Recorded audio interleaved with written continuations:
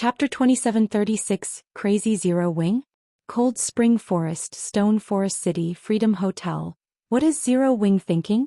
Mu Lingxia, who was resting in a room in the Freedom Hotel, stood up reflexively in surprise when she saw the announcement Zero Wing made in Stone Forest City. Prohibiting NPCs from entering the city at such a time? Even Stone Forest City wouldn't be able to afford such a loss. After reading the city announcement, Unyielding Heart, who sat nearby, pondered before saying, "But this is indeed one way to solve the NPC problem.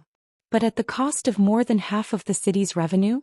Isn't this too huge a price to pay?" Moreover, Zero Wing directly raised the city's entrance fee to 20 silver to make up for the loss.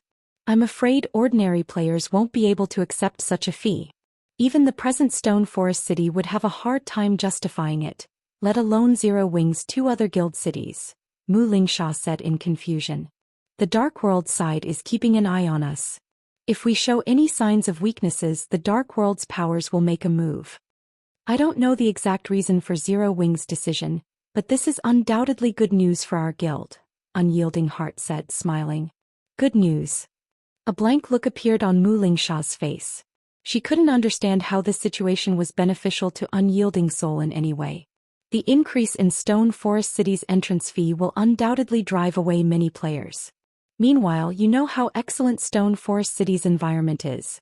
It is the best place among the level 100+ neutral maps for players to get rid of the foreign energy invading their bodies. There is also nothing currently available that can compete with the Freedom Hotel, Unyielding Heart explained.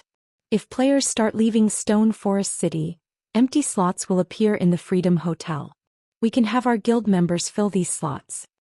You're right. Mu Lingxia's eyes glowed in realization.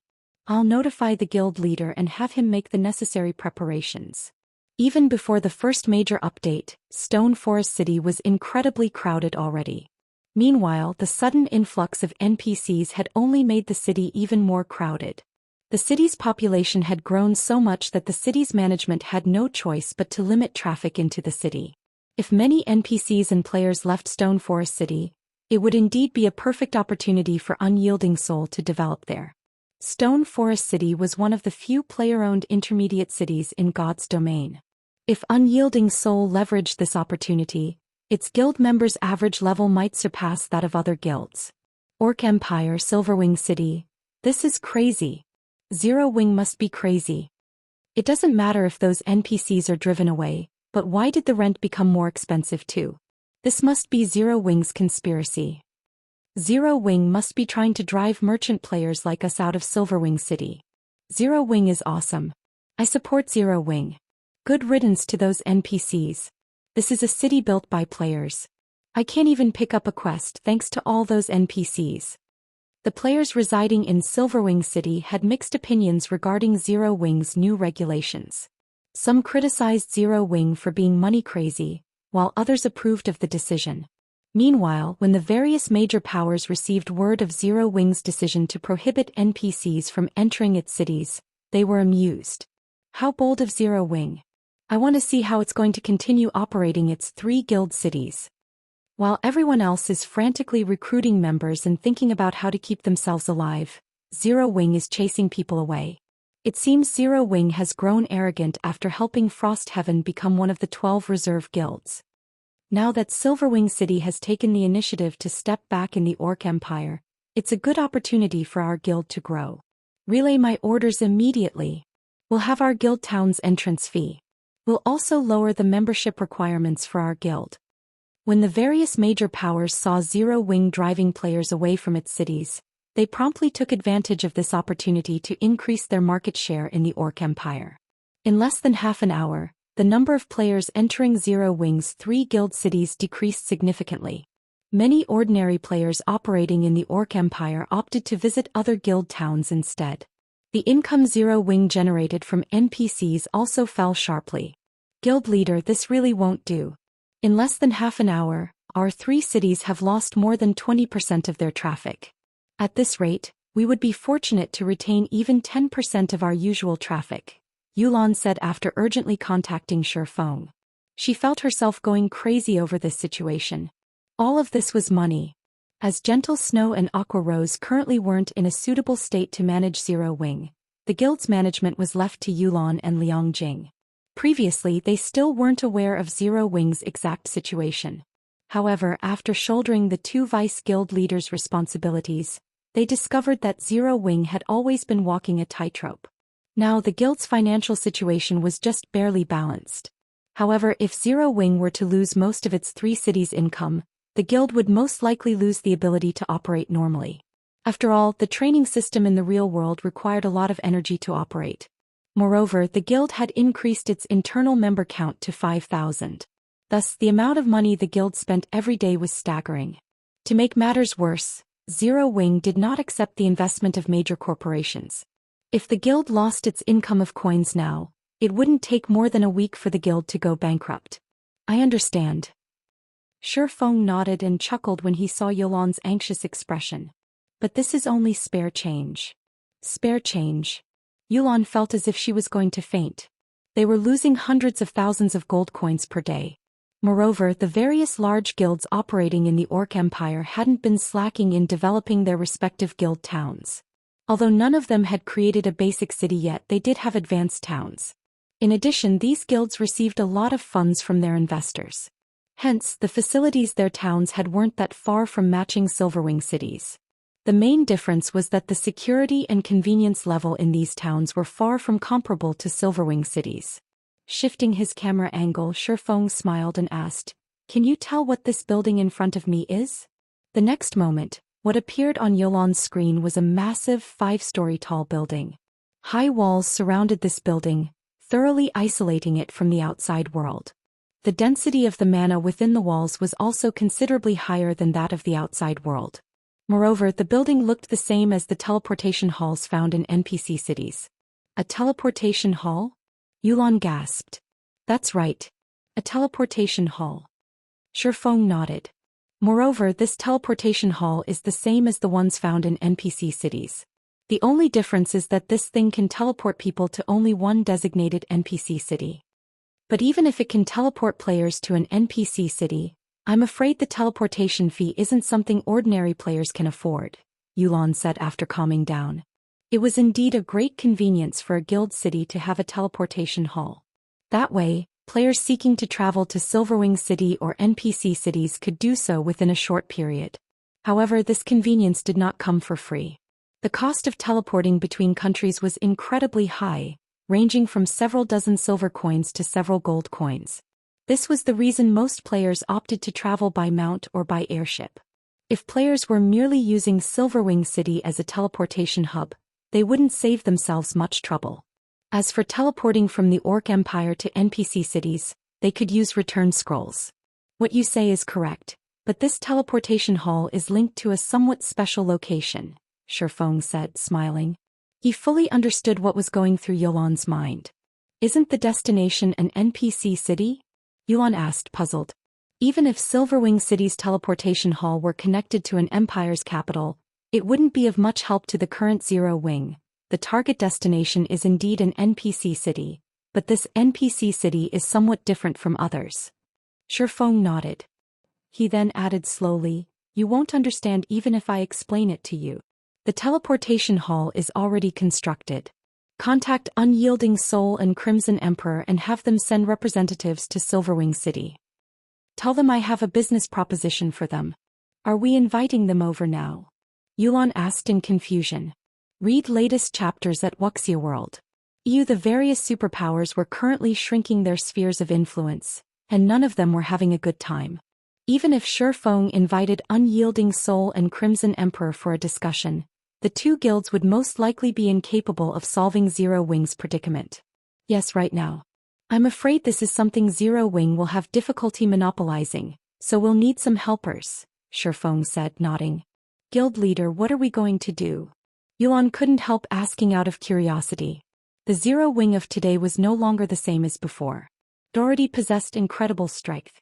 Yet Shifeng intended to ask two superpowers for help. This was undoubtedly going to be a huge operation. Moreover, he had even chosen such a precarious time to carry it out. Any mistake could easily lead to huge problems for the guild. Hearing Yulan's question, Shifeng chuckled and said casually, "It's nothing." It's just an operation to turn Zero Wing into a true giant in God's domain. Chapter 2737, Wealthy Shifeng Silverwing City, Southern District. On a sparsely populated street, 4 players wearing black cloaks walked slowly into an alleyway. They would also occasionally observe their surroundings to guard against being followed. After the 4 of them walked a certain distance into the alleyway and verified that there were indeed no players following them, they breathed out a sigh of relief. What is this black flame trying to do? Why must we act so secretively and not let others notice us? A female guardian knight with shoulder-length hair demanded in dissatisfaction. Blue. Illusory words, the cleric in holy white robes, glared at the female knight standing beside her. I made an exception and brought you here this time. You'd best pay attention to your words and actions. Blue Gown was the vice commander and lead MT of the main force under Illusory Words' command. She ranked 3rd among the guild's new talents and was also Illusory Words' confidant, who would succeed Illusory Words as vice guild leader in the future. Unfortunately, Blue Gown had a common failing, one that plagued all newcomers trained by superpowers. She did not place anyone outside of super first-rate guilds and super guilds in her eyes. After Illusory Words' scathing reprimand, the beautiful female knight dared not continue with her complaints. Big sis Illusory, I won't talk about this anymore, so you mustn't forget to bring me along for future matters, Blue Gown said pitifully. Pay attention next time, Illusory Words said as she gave Blue Gown a pampering look. She then turned to Unyielding Soul and Mu Lingsha and said, I apologize for letting you see such a joke. It's normal for newcomers to be a little arrogant. You can't achieve anything if you don't have such arrogance. You don't have to mind us, Vice Guild Leader Illusory, Unyielding Heart said. He had long since gotten used to similar sights. In any other virtual reality game, being one of the top-ranking newcomers of a super first-rate guild was indeed something worth boasting about. After all, a single super first-rate guild or super guild was more than enough to rule an entire virtual reality game back then. How could the top talents of such guilds not be a little arrogant?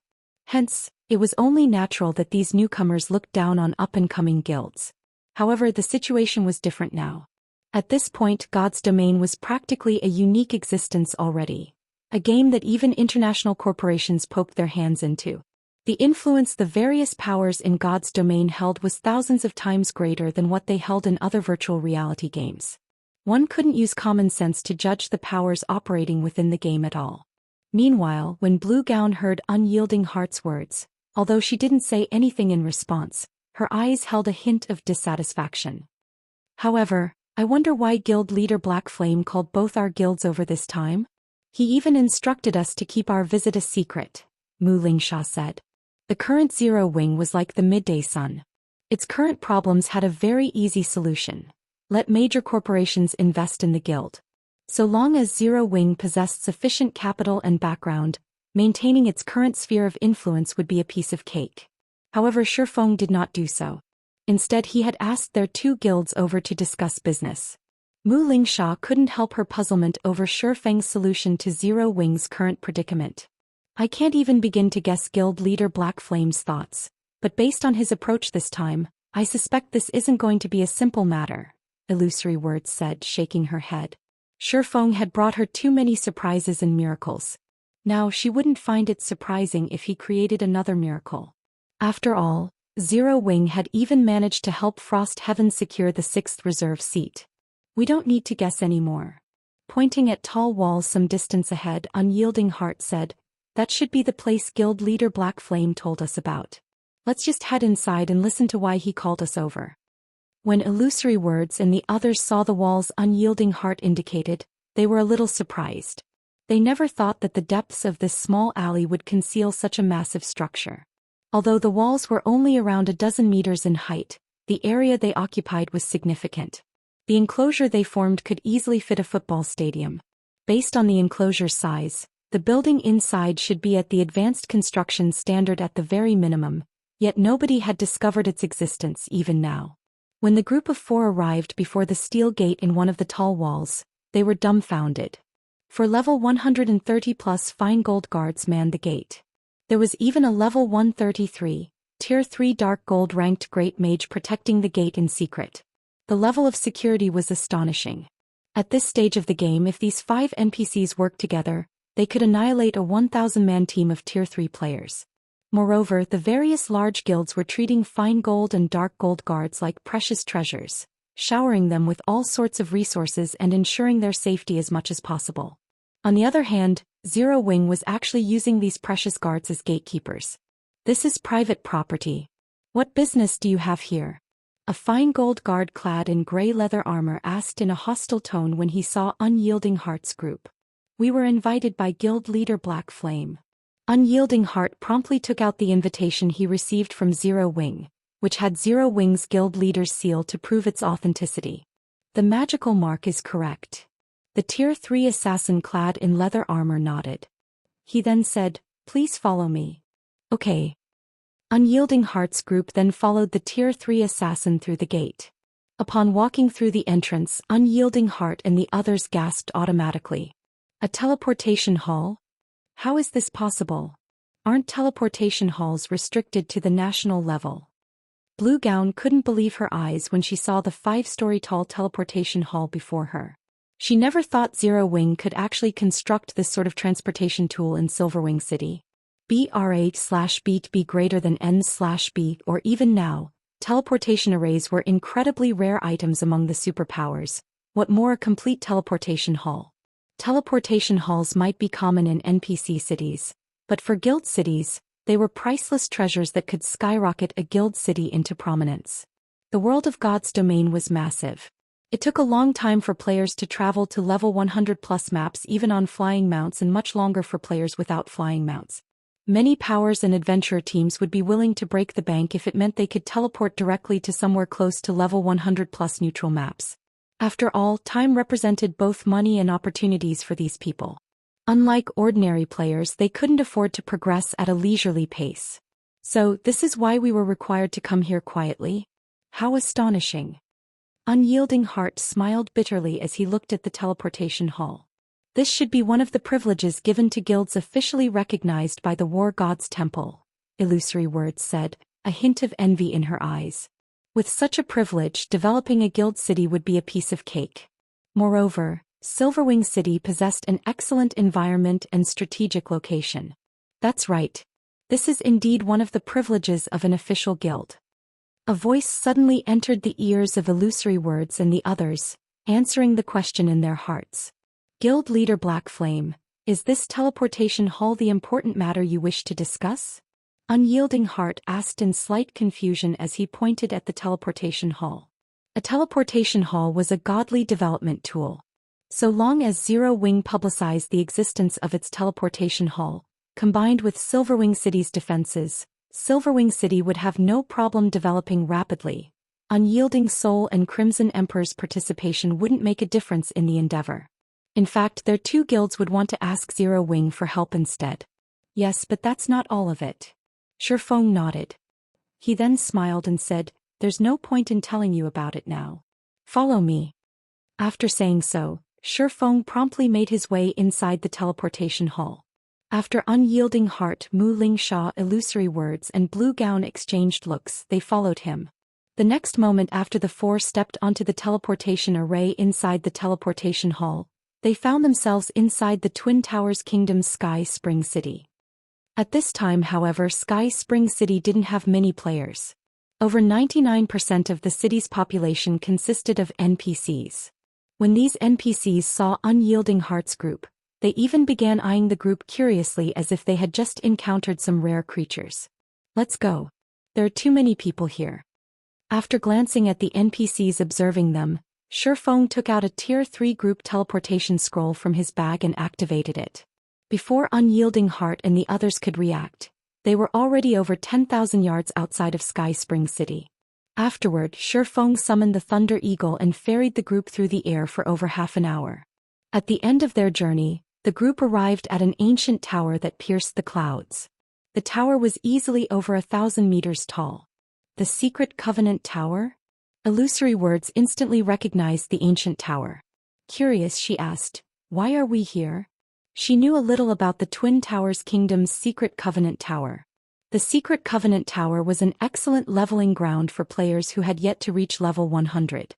And while there was an entrance fee of 1 magic crystal per person, so long as players didn't die, they could grind inside the tower for as long as they wanted. Initially, many large guilds had brought their new members here to increase their levels quickly. Only, after the introduction of several expansion packs, many more leveling spots became available. Since the monsters inside the Secret Covenant Tower didn't drop any good loot, the various powers had opted to power level their new members elsewhere. With mainstream players having long since exceeded level 100, the Secret Covenant Tower was now a thing of the past. To grow stronger, Shifeng said, chuckling. To grow stronger? Illusory Words was slightly surprised by Shifeng's words. But we have long since passed level 100. The current Secret Covenant Tower's limit is no longer level 100, Shifeng said, shaking his head. Before the major update, the tower's open underground levels were only up to the 18th floor. Back then the tower was at best suitable for players up to level 99. However, the tower's open underground levels are now up to the 36th floor, and the monsters inside reach up to level 150.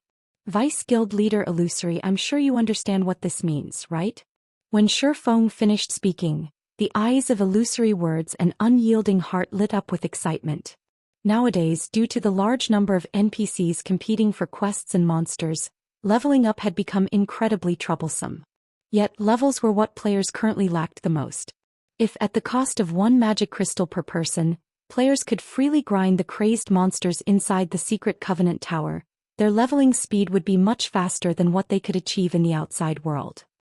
Guild Leader Black Flame, do you mean for us to cordon off the Secret Covenant Tower, monopolize it for ourselves, and let our guild members level up rapidly? Unyielding Heart asked, a hint of excitement in his voice. It had originally already been difficult for players to level up past level 100. With the additional competition from NPCs, the endeavor only became even more challenging. However, if Zero Wing, Unyielding Soul and Crimson Emperor had a way to allow their members to reach level 120 rapidly and start challenging their Tier 4 promotion quests, their guild's development speed could surpass the other superpowers by a large margin. No, I don't mean to cordon off the Secret Covenant Tower. Shifeng shook his head. Read latest chapters at Wuxia World. Then. Unyielding Heart prompted, confused by Shifeng's answer. I want to thoroughly seal off Sky Spring City. Shifeng's eyes gleamed with a manic light at this proclamation. Aside from the members of our 3 guilds, we will prohibit all outsiders from setting foot in Sky Spring City. Cordon off the entire Sky Spring City? Unyielding Heart was stunned. Guild Leader Black Flame, isn't that a little overboard? Illusory Words asked in confusion. While the Secret Covenant Tower can indeed provide faster leveling, the manpower required to thoroughly cordon off an NPC city is too much. With the current state of the game, it will be incredibly taxing for our 3 guilds to do so. Due to the NPC population boom, the various superpowers were short on manpower. Meanwhile, even if Sky Spring City was in decline, its player population still exceeded 100,000. The manpower required to chase away all these players from the city was no laughing matter. Not to mention their 3 guilds would also have to station many players in the city long term. If we were doing this only for levels, it would indeed be a waste to cordon off the entire city, Shifeng said. He then walked to the Secret Covenant Tower, pointed at the second-floor teleportation array that led to the 19th underground floor, and looked at Illusory Words and the others. He then smiled and continued, but what if the Secret Covenant Tower contains complete legacies for the various Tier 3 classes? Chapter 2738. Tripartite Partnership, Complete Legacies for the Various Tier 3 Classes? Illusory Words, Blue Gown, Unyielding Heart, and Mu Lingsha couldn't help staring at Shifeng in shock and disbelief. This was especially true for Crimson Emperor's talented rookie, Blue Gown. She found Shifeng's words fantastic. In the current era of God's domain, the various kingdoms and empires already had a lockdown on Tier 3 legacies. They treated Tier 3 legacies as priceless treasures, and outsiders like players shouldn't even think of referring to these legacies. The only option players had for reaching Tier 3 was to search for the lost and fragmented Tier 3 legacies hidden in level 100+ neutral maps. Yet Shifeng was telling them that they could get their hands on complete Tier 3 legacies. How could she possibly believe this? Is what you say true, Guild Leader Black Flame? Illusory Words had to ask. If the Secret Covenant Tower were only good for providing players with a faster leveling speed, it wouldn't have too significant an impact on a superpower like Crimson Emperor. This was because tiers were everything in God's domain. Levels were only secondary. However, the various superpowers were currently already having trouble with the Tier 3 promotion quest, let alone the elusive Tier 4 promotion quest. In fact, the difficulty of the Tier 3 promotion was so high that the various superpowers were using the number of Tier 3 players they had as a comparison of strength. If what Shifeng said was true and the Secret Covenant Tower contained complete Tier 3 legacies, then this was an incredibly astonishing matter. If news of this matter leaked out, it would most likely send the entire God's domain into an uproar. After all, despite many players having reached level 100 already, the players that had completed their Tier 3 promotions were still incredibly rare. If one could get a complete Tier 3 class legacy, then completing the promotion quest for the specified class would become significantly easier. This was why NPCs had a much easier time reaching Tier 3 than players. If the difficulty of players' Tier 3 promotion quests were reduced, the number of players successfully reaching Tier 3 would definitely skyrocket. You can personally verify this matter afterward, Shifeng said, chuckling. However, we must first decide whether we will cooperate or not. Unyielding Soul will do it. Unyielding Heart said without hesitation. Crimson Emperor naturally won't miss this opportunity either, Illusory Words said, nodding. However, she then continued worriedly, but with only our 3 guilds, I'm afraid it will still be very difficult to seal off Sky Spring City, let alone concealing the Secret Covenant Tower's true secret. Cordoning off an NPC city was a challenging endeavor, as players could freely teleport into NPC cities. Players like themselves were powerless to prevent this. At most, they could keep players inside the city from leaving through the main gate and kill anyone that insisted on doing so. However, aside from the main gate, players had other means to exit an NPC city. One example would be a teleportation scroll like what Shifeng used. The second problem was the matter of the Secret Covenant Tower containing complete Tier 3 legacies. If Unyielding Soul and Crimson Emperor dispatched a lot of manpower to hunt for legacies, the superpower spies planted in their 2 guilds would very quickly find out about the secret. At that time, cordoning off Sky Spring City would become even more of a challenge. In fact, it might even become impossible. Tip: you can rest assured on this point. Since you agree to cooperate, what follows next is simple, Shifeng said, chuckling. He then took out a pale gold token and explained, this is Sky Spring City's guild token. Zero Wing has already garrisoned Sky Spring City and gained a portion of the city's management rights. A portion of the city's management rights? Illusory Words' eyes widened in shock as she looked at the guild token. NPCs managed the NPC cities of the various kingdoms and empires. Hence, any guild that successfully acquired even a small portion of an NPC city's management rights would have a solid hold over the city. Other guilds would have no way of wresting control over the city away from the ruling guild. In other words, Sky Spring City was already Zero Wing's possession. So, this is the privilege an official guild receives from garrisoning a city? Unyielding Heart looked at the token in Shifeng's hand with envy. He had to admit that this privilege was truly amazing. With this privilege, it was only a matter of time before Zero Wing surpassed its rival guilds. While a guild city indeed possessed excellent development potential, NPC cities still dominated the current God's domain. Travel between NPC cities was incredibly convenient. Moreover, NPC cities all had shops and auction houses that sold the essentials that the various powers and independent players couldn't do without. Thoroughly occupying an NPC city meant acquiring a gold mine with a steady income and no need to manage the city to obtain such significant income. This was something the various superpowers dreamed of having. That's right. This is a privilege for guilds officially recognized by the War God's Temple, Shifeng said, not bothering to hide the truth. With this token, I can enact a magic ban over Sky Spring City, preventing the use of any teleportation tools within it. This way, players can only walk if they wish to exit the city. In addition, for the sake of keeping the Secret Covenant Tower's Tier 3 legacies a secret, our 3 guilds should rely on only our main force members to hunt for the legacies. To begin with, it's pointless to have a large number of players hunt for them. Ordinary Tier 3 teams can't even survive on the lower floors, let alone search for the complete legacies. Of course, it's impossible to keep this secret forever. However, at this stage of the game, I wish to keep it hidden as long as possible." Illusory Words and Unyielding Heart nodded in agreement. They too felt that this was the only way they could go about doing things. So long as their guilds acquired complete Tier 3 legacies, they would already have a significant lead over the other superpowers. And the longer they could keep this secret hidden, the greater the benefits they could reap from it. "Let's sign a contract then," Shifeng said as he pulled out 2 guild contracts. Initially, Shifeng had wanted to invite the secret pavilion as well. However, the secret pavilion was a business-oriented guild and always held itself detached from the struggles between guilds. If the secret pavilion suddenly cordoned off an entire NPC city, it would create a huge commotion. In other words, it would seem quite abnormal. Hence, Unyielding Soul and Crimson Emperor were much more suitable for this partnership. After all, the 2 guilds were currently in a weakened position. Cordoning off an entire NPC city for the sake of acquiring more resources would be very normal for them.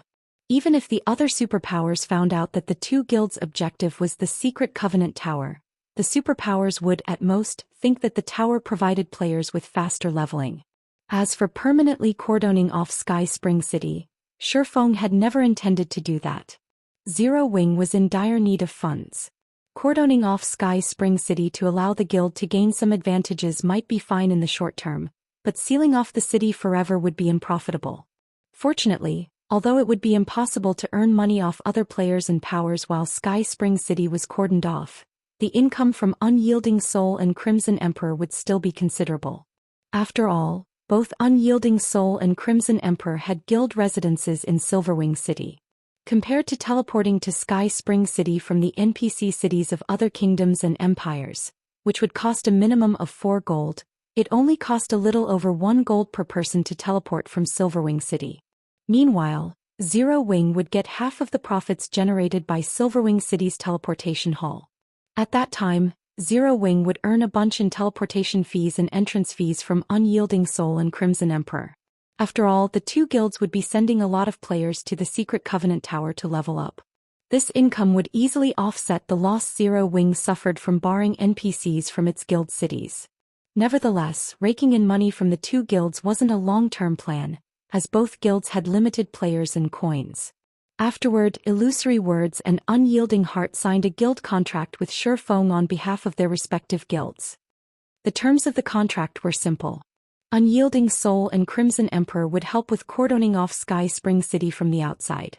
And aside from their main force members, the 2 guilds' other members were prohibited from visiting the secret Covenant Tower's 30th underground floor and beyond until the tower's secret had been discovered. Unyielding Soul and Crimson Emperor would also share the magic crystal cost of maintaining Sky Spring City's magic ban. This condition was incredibly disadvantageous for the 2 guilds. They were basically contributing both manpower and resources. However, Unyielding Heart and Illusory Words did not voice any opinions about this condition. After all, Shifeng had given their 2 guilds an opportunity to surpass the other superpowers. Moreover, Zero Wing could still partner with other superpowers. On the other hand, their 2 guilds had only Zero Wing. After the 3 signed a contract with each other, Illusory Words and the others promptly returned to their respective guilds to brief their guild executives.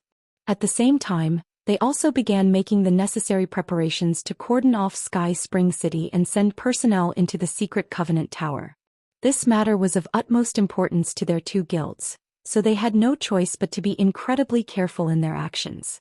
It would also take some time to fully cordon off Sky Spring City. Likewise, Shifeng had Fire Dance, Yulan and the others prepare for the secret Covenant Tower. After seeing that there was nothing left for him to do, he chose to go offline to rest. Although staying logged into the game for more than 24 hours wouldn't cause him any harm, he still had to do his daily exercises. Zero Wing's headquarters, top floor lounge. By the time Shifeng returned to the real world, the sun outside was already illuminating the entire room. It was close to noon. "Guild leader, you're finally out." Liang Jing suddenly contacted Shifeng. In a slightly joyful tone, she said, "Miss Mushin has been waiting in the reception room for quite some time now. She says she's here to deliver all the things agreed upon previously. Moreover, she is also going to give Zero Wing a 300 million capital injection at no cost." 300 million credits. Read latest chapters at Wuxia World. You with this much money, Zero Wing could survive for quite some time even without selling coins for credits. She sure came quickly. Shifeng was startled by the speed. He had anticipated having to wait for a few days. After all, the remuneration Frost Heaven promised Zero Wing was significant. The 3 upper zone reserve slots aside, just the 50 bottles of S-rank nutrient fluid should take Frost Heaven quite some time to gather. Do you want to meet her now? Liang Jing asked. Of course. Shifeng nodded. Let me clean up first. I'll head over as soon as I'm done. Chapter 2739, Upper Zone Zero Wing's Headquarters, Top Floor Lounge. After Shifeng finished tidying up, he made his way to the lounge. Upon entering the room, he noticed 2 girls sitting by the window and enjoying the scenery outside. Of the 2 girls, the elder one was Muxin, whom Shifeng had met quite a few times now. Muxin wore a purple cyan one-piece dress. Like the summer sun, she exuded an indescribable warmth. Her aura in the real world was quite unlike the solemn aura she had in God's domain. The younger girl, sitting beside Muxin, wore a white sweatshirt and a pair of jeans. Although the younger girl gave off a sense of purity and sassiness, her petite figure only made her look like a little girl pretending to be an adult. This younger girl was someone else Shifeng had met in God's domain before. She was Krue, Muxin's younger sister. Shifeng, you finally decided to show up. Do you know how long you made us wait here? Krue said, her face full of resentment as she looked at Shifeng. Don't listen to her. We didn't wait very long, Muxin said, shaking her head. My sister and I can also take advantage of this time to relax and appreciate the city scenery in the outside world. And from what I've seen thus far, I have to say that this is quite an enjoyable feeling. Muxin's words confused Shifeng a little. Appreciate the outside world city scenery? Oh right. I haven't told you about it yet.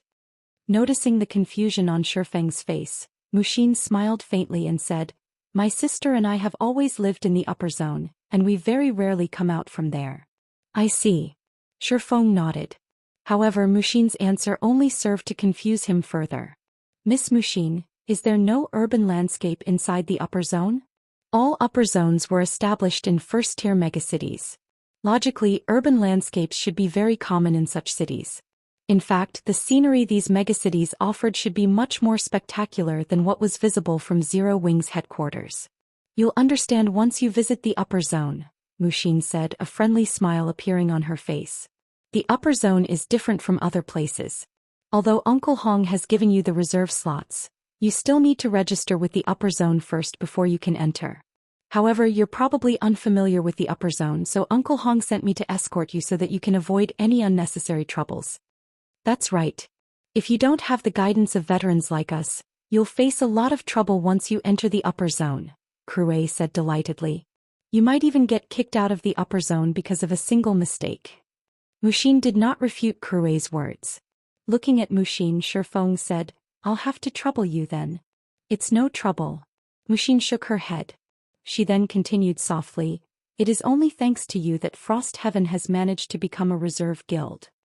After saying so, Muxin picked up the black briefcase beside her seat. There are 50 bottles of S-rank nutrient fluid here. You should store them well, Muxin said after opening the briefcase. She then warned, however, while the S-rank nutrient fluid is indeed an excellent product, it's best to avoid overusing it as it is still incomplete. It isn't a finished product? Shifeng was surprised by this revelation. The S-rank nutrient fluid was something countless people fought to obtain. Just the fact that it could maintain a person's youth was already unbelievable. Yet this drug wasn't actually a finished product? That's right. It isn't a finished product, so you should drink as little of it as possible, Krue said, nodding. She then continued in a surprisingly soft voice. As you're about to enter the upper zone, there are some things you are allowed to know now. The S-rank nutrient fluid is only a defective product. However, as it indeed has amazing effects on the human body, the Green God Company sells it in small quantities. Nonetheless, in the upper zones, drinking it isn't recommended. Muxin nodded in support of Krue's words. Thus far, Krue and I have drunk only 2 or 3 bottles of S-rank nutrient fluids because of special circumstances. Uncle Hong even severely warned us and banned us from drinking more. Uncle Hong isn't someone who would harm us, So you should also be careful when using the S-rank nutrient fluid, Muxin said earnestly. Upon hearing this, Shifeng couldn't help becoming a little wary of the S-rank nutrient fluid. He then said, I understand. I'll have my people drink as little of it as possible. If even the upper zone advised its residents against drinking the S-rank nutrient fluid, then there were definitely problems with this product. However, as to what exactly these problems were, most likely only a small number of people knew. Fortunately, aside from himself, everyone else in the guild hadn't consumed a significant amount of S-rank nutrient fluids. Now that our matters here are settled. Since her elder sister had already transferred the S-rank nutrient fluids to Shifeng, Crue said excitedly, let's go to the upper zone. We're going there now? Shifeng was a little stunned.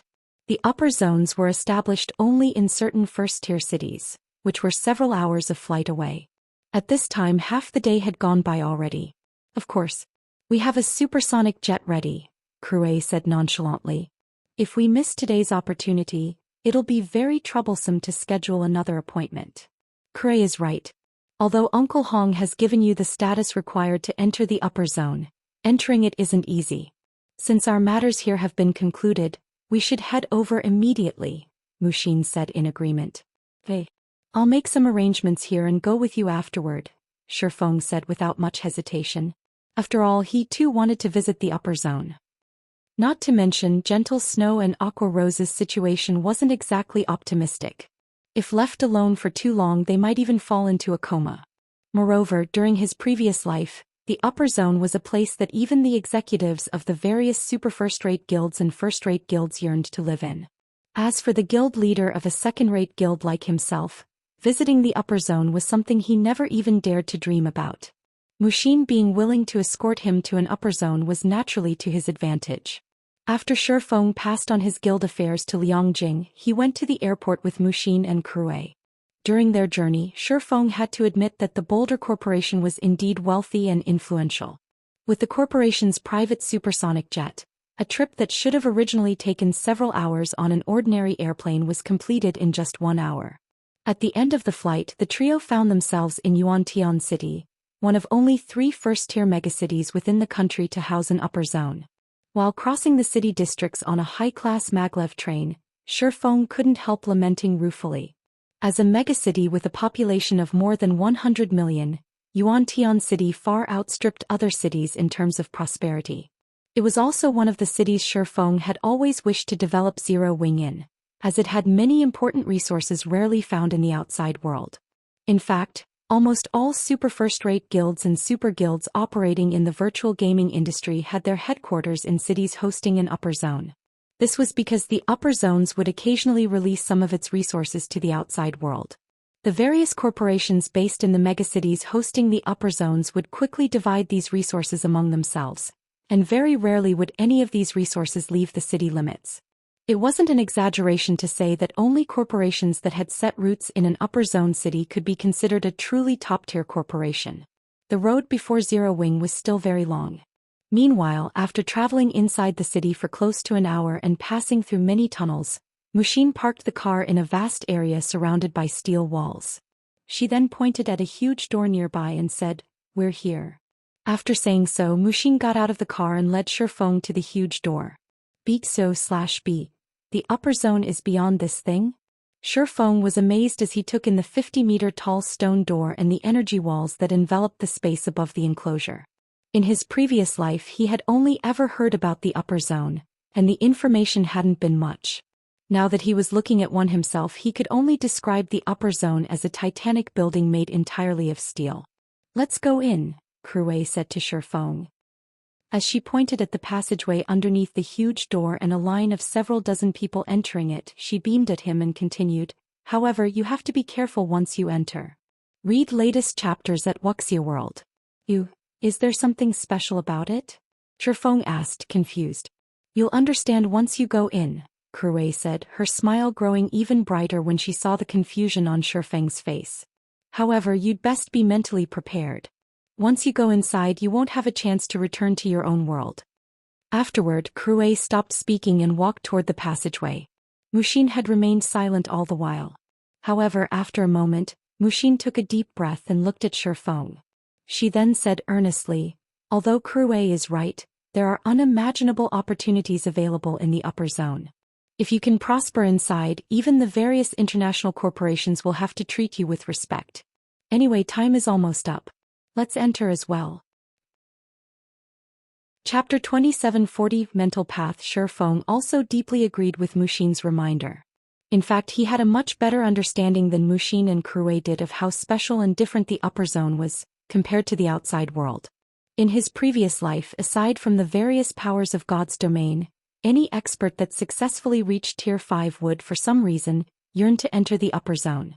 Their yearning could even be described as fanaticism.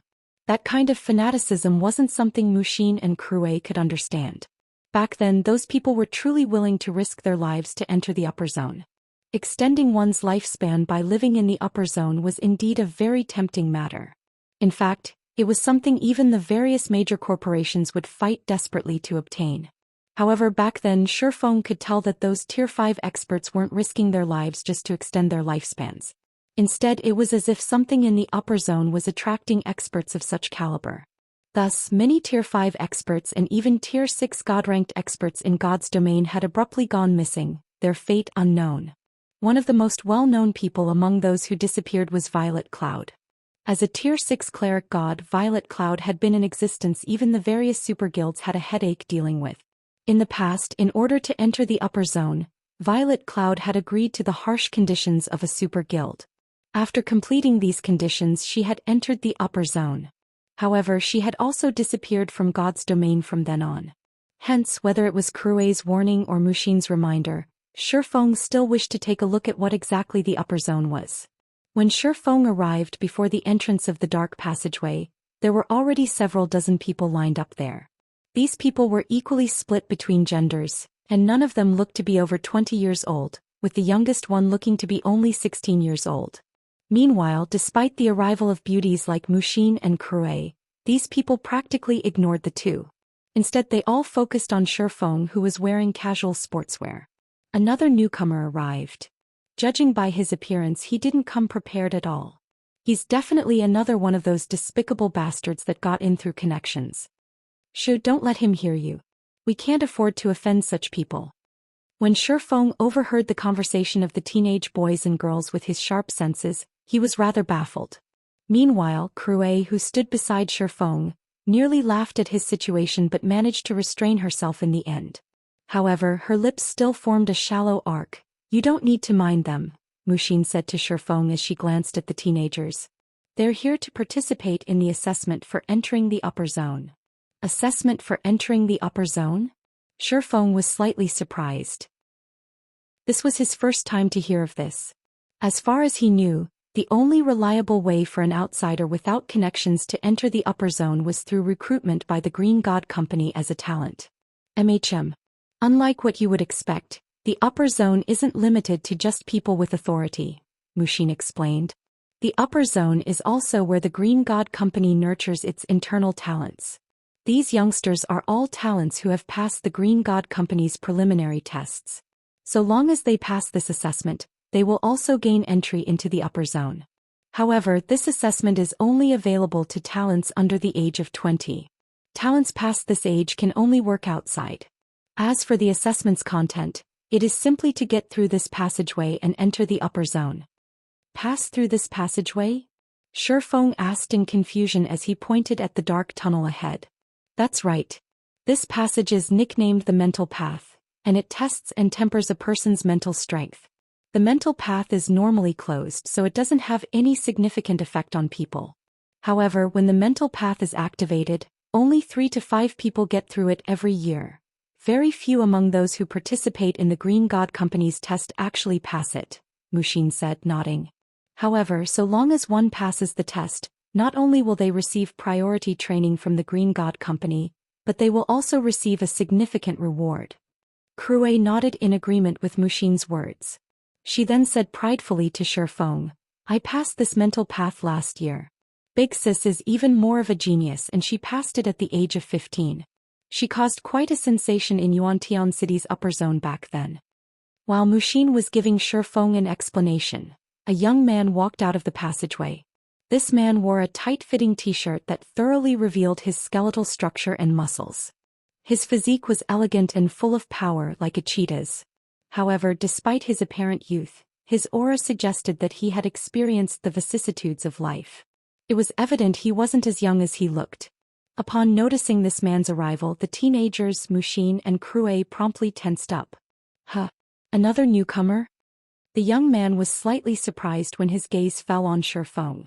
Supervisor Luo, you misunderstand. He is here to register. He's not an examinee, Muxin explained. Oh, so Hong Xinyan gave his reserve slot to him?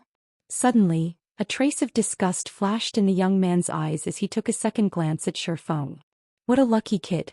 However, the Green God Company is conducting an assessment today.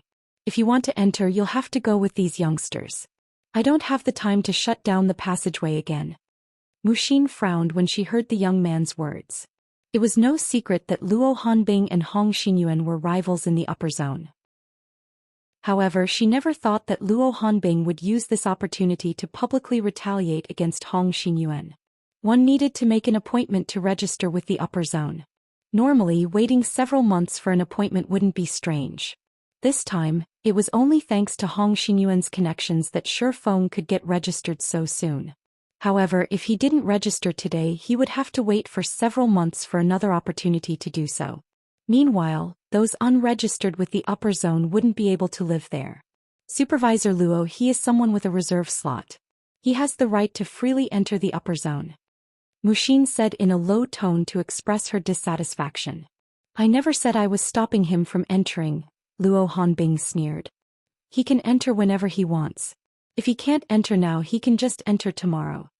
As soon as Luo Hanbing finished speaking, the teenage examinees nearby nodded in agreement. That's right. The passageway is always open. Since he already has identification in the upper zone, can't he enter whenever he wants? Supervisor Luo is right. If he can't enter now, he can just enter tomorrow. Why must he compete with newcomers like us? The teenage newcomers instinctively despised people who entered the upper zone through connections. After all, they had gone through great difficulties to reach this point. They even had to walk through the activated mental path to secure identification in the upper zone. In comparison, Shifeng could obtain identification without having to do anything. He made their efforts look like a joke. Crue also couldn't help glaring at the supervisor surnamed Luo. She then whispered to Muxin saying, Big sis, why don't we come back at another date? That bastard clearly won't let us in today. As one of the upper zone's supervisors, Luo Hanbing wielded greater authority in the upper zone than Hong Xinyuan. Even if they reported this matter to their uncle, they wouldn't be able to do anything about this situation. After all, Luo Hanbing's actions were not completely unreasonable. Alright, if you don't want to enter, don't get in the way, Luo Hanbing said impatiently. The newcomer assessment this time is very important. If it gets delayed, even Hong Xinyuan won't be able to bear the consequences. However, just as Muxin wanted to say something, a voice suddenly entered everyone's ears. Supervisor Luo, so we can enter right away? The owner of this voice was none other than Shifeng, who had remained silent all this time. Shifeng. Muxin stared at Shifeng in stupefaction. She never thought Shifeng would actually consider challenging the mental path. Let alone Muxin, even Luo Hanbing and the others were surprised. Kid, it seems you're quite bold, Luo Hanbing said as he looked at Shifeng.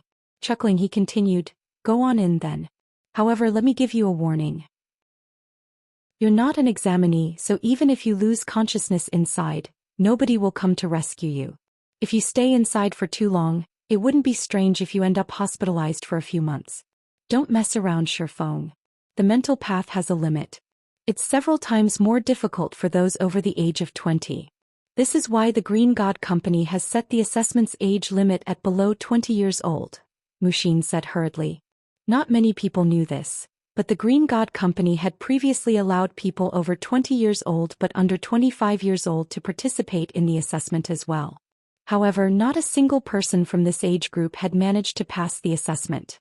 As a result, the company limited the assessment to only people under the age of 20. Meanwhile, Luo Hanbing also knew this point, which was why he was certain they wouldn't be able to enter the upper zone today. Relax. If it doesn't work out, I'll give up and come back immediately, Shifeng assured, chuckling. Tests of mental strength were considered fortuitous opportunities in God's domain. After all, the promotion quests for Tier 4 and above set an incredibly high requirement for players' mental strength. Meanwhile, after Shifeng's concentration had reached the Tier 4 standard, he had hit a bottleneck and failed to make further progress. With such an opportunity before him, he naturally had to give it a try. After saying so, Shifeng walked straight into the dark tunnel, leaving behind Muxin, who remained in a daze. Alright, you newcomers, head in as well. Remember, you have only 1 hour. At Luo Hanbing's words, the newcomers promptly took deep breaths. Only after adjusting their mental state to its peak condition did they enter the passageway one after another. Read latest chapters at Wuxia World. You big sis, what should we do? Krue was also at a loss in this situation. She never thought Shifeng would be so courageous. Previously, when she told Shifeng to be careful when he entered the upper zone, she meant for him to be careful of the mental path. After all, even when inactive, the mental path significantly affected people older than 20. If he wasn't careful, he might end up fainting. Yet now, Shifeng was walking straight into the fully activated mental path. The mental path is too dangerous for me, Muxin said anxiously. After giving the matter some thought, she said, you should go after him. If it looks like he can't hold on any longer, bring him back immediately. Huh. What a troublesome guy. Does he think he is still in God's domain? Krue grumbled somewhat unhappily. However, in consideration of the overall situation, Krue still entered the passageway. Chapter 2741. Steel Mind. Inside the dark passageway, Shifeng walked for 5 minutes before he finally arrived at a brightly lit hall. The hall was the size of a basketball court and undecorated. The fluorescence from the walls brightly illuminated the entire hall. When walking into this hall, Shifeng felt as if he had just entered a white space. Is that the mental path they were talking about? Shifeng was slightly stunned when he saw the staircase leading downward at the other end of the hall. The reason for his surprise was the niggling feeling of familiarity this staircase gave him, yet he couldn't remember where he had seen it before. The staircase was made entirely of white, jade-like stones. It evoked a sense of sanctity and comfort that resembled the winter sun and the summer breeze.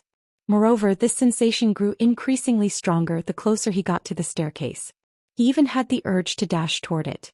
The moment Shifeng set foot on the white staircase, an indescribable comfort spread throughout his body. For a moment he felt as if he had been reborn. However, immediately afterward he felt as if someone had just smashed a hammer straight into his brain. His thoughts became paralyzed momentarily, and he felt as if his soul was about to leave his body. He even staggered as he briefly lost control over his body. So this is the mental path? After backing up into the hall, Shifeng stared at the white staircase in disbelief. The strength of its mental assaults is even more frightening than Lightforge City's divine statues. No wonder the Green God Company set the age limit to below 20.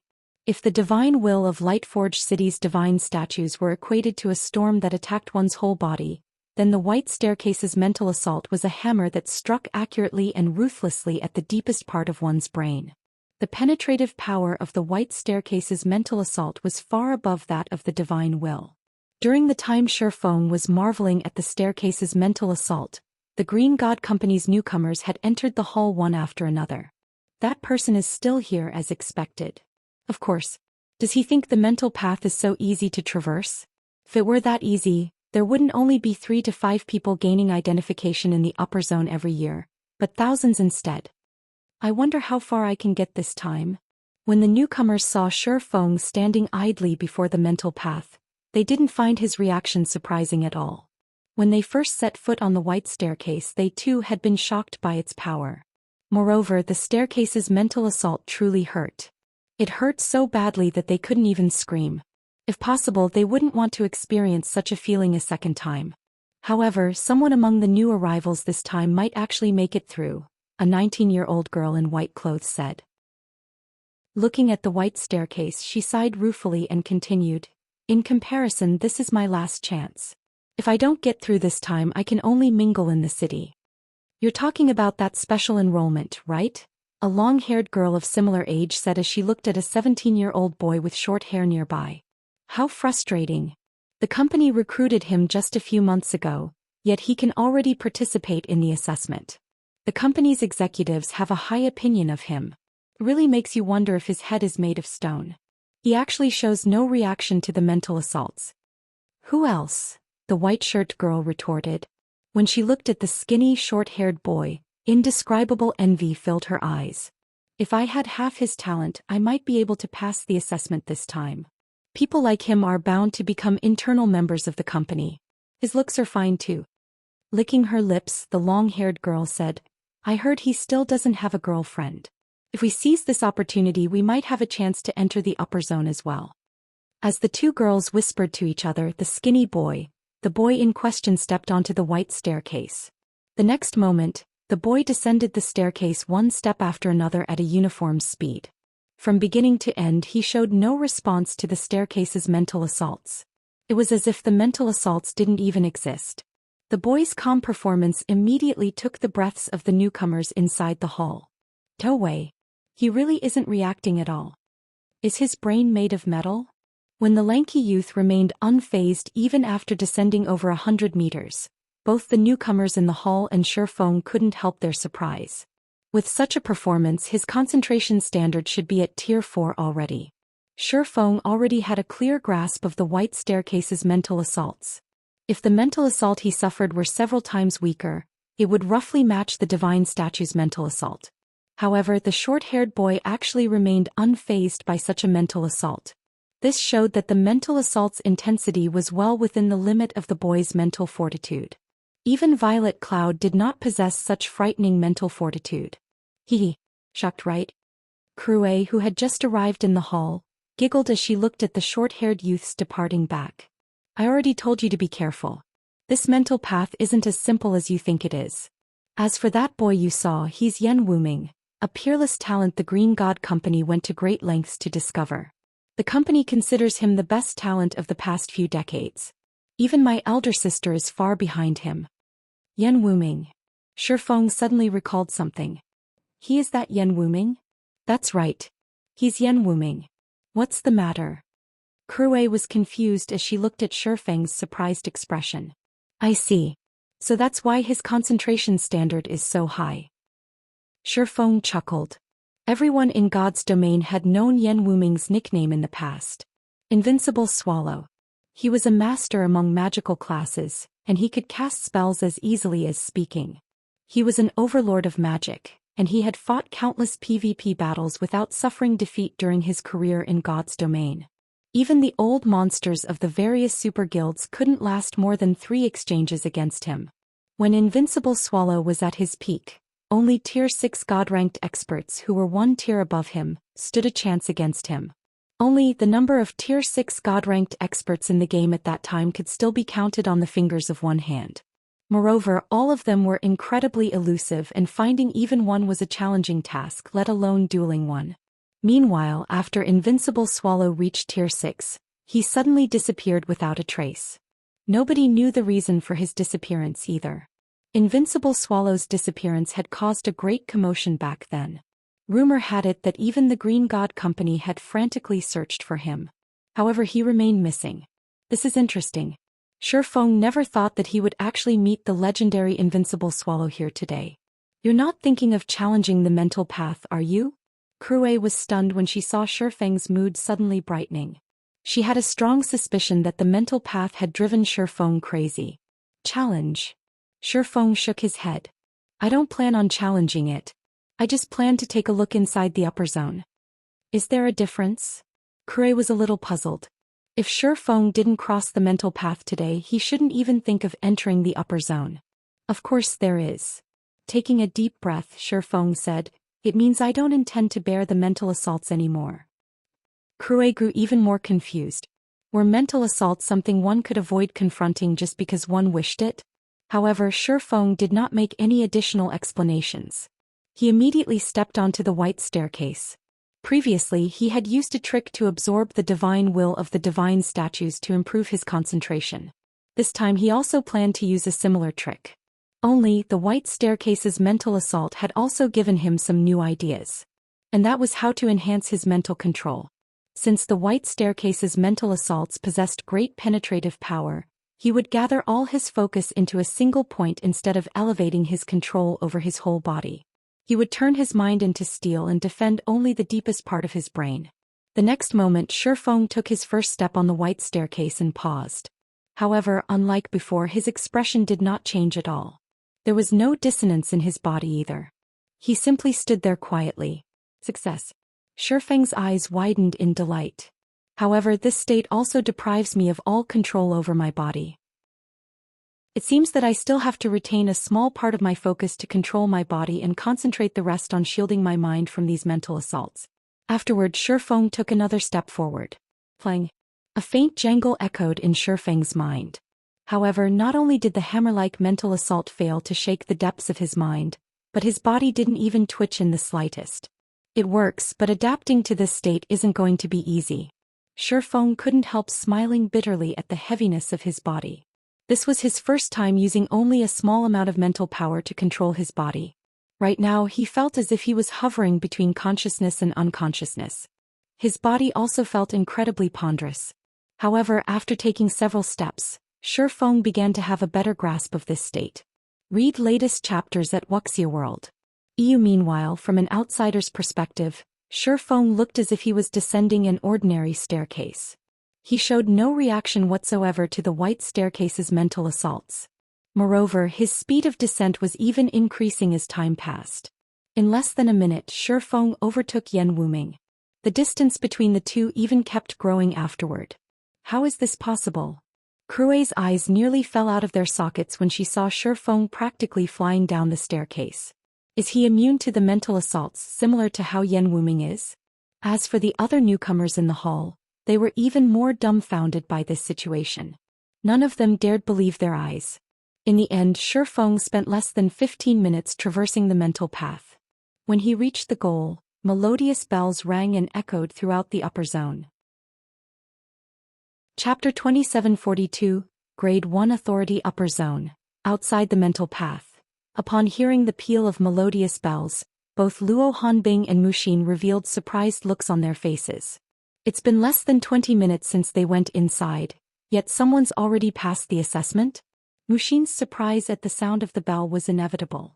The mental path was an incredibly important aspect of the upper zone. Whenever someone successfully passed the activated mental path, bells would be rung to notify everyone in the upper zone of the achievement. The mental path's bell's peal proved that someone had cleared it already. However, the speed at which they cleared it was simply unbelievable. Usually, it would take a person over 30 minutes to traverse the mental path. After all, the staircase's length wasn't exactly short. Even a person walking at a normal pace would take 30 minutes to descend it. Not to mention, every step a person took on the mental path would trigger an intense mental assault. Good. A clear time of less than 20 minutes.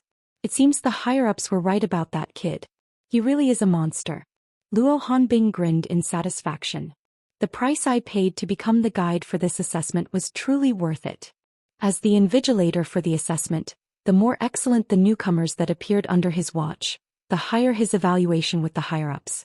Moreover, as the guide for the assessment qualifiers, he would have a much easier time recruiting the qualified newcomers. If he could rope a peerless genius like Yan Wuming to his side, his status in Yuantian City's upper zone would also rise. Meanwhile, Muxin, who similarly realized this matter, revealed an ugly expression on her face. If Luo Hanbing enlisted a mental monster like Yan Wuming to his side, his status in the upper zone would most likely surpass Hong Xinyuan's. After a few more minutes went by, the mental path's bells rang once more. Another person passed? Muxin was stunned when she heard the bells. Simultaneously, her complexion darkened even further. The bells of Yuantian City's upper zone rang only a handful of times each year.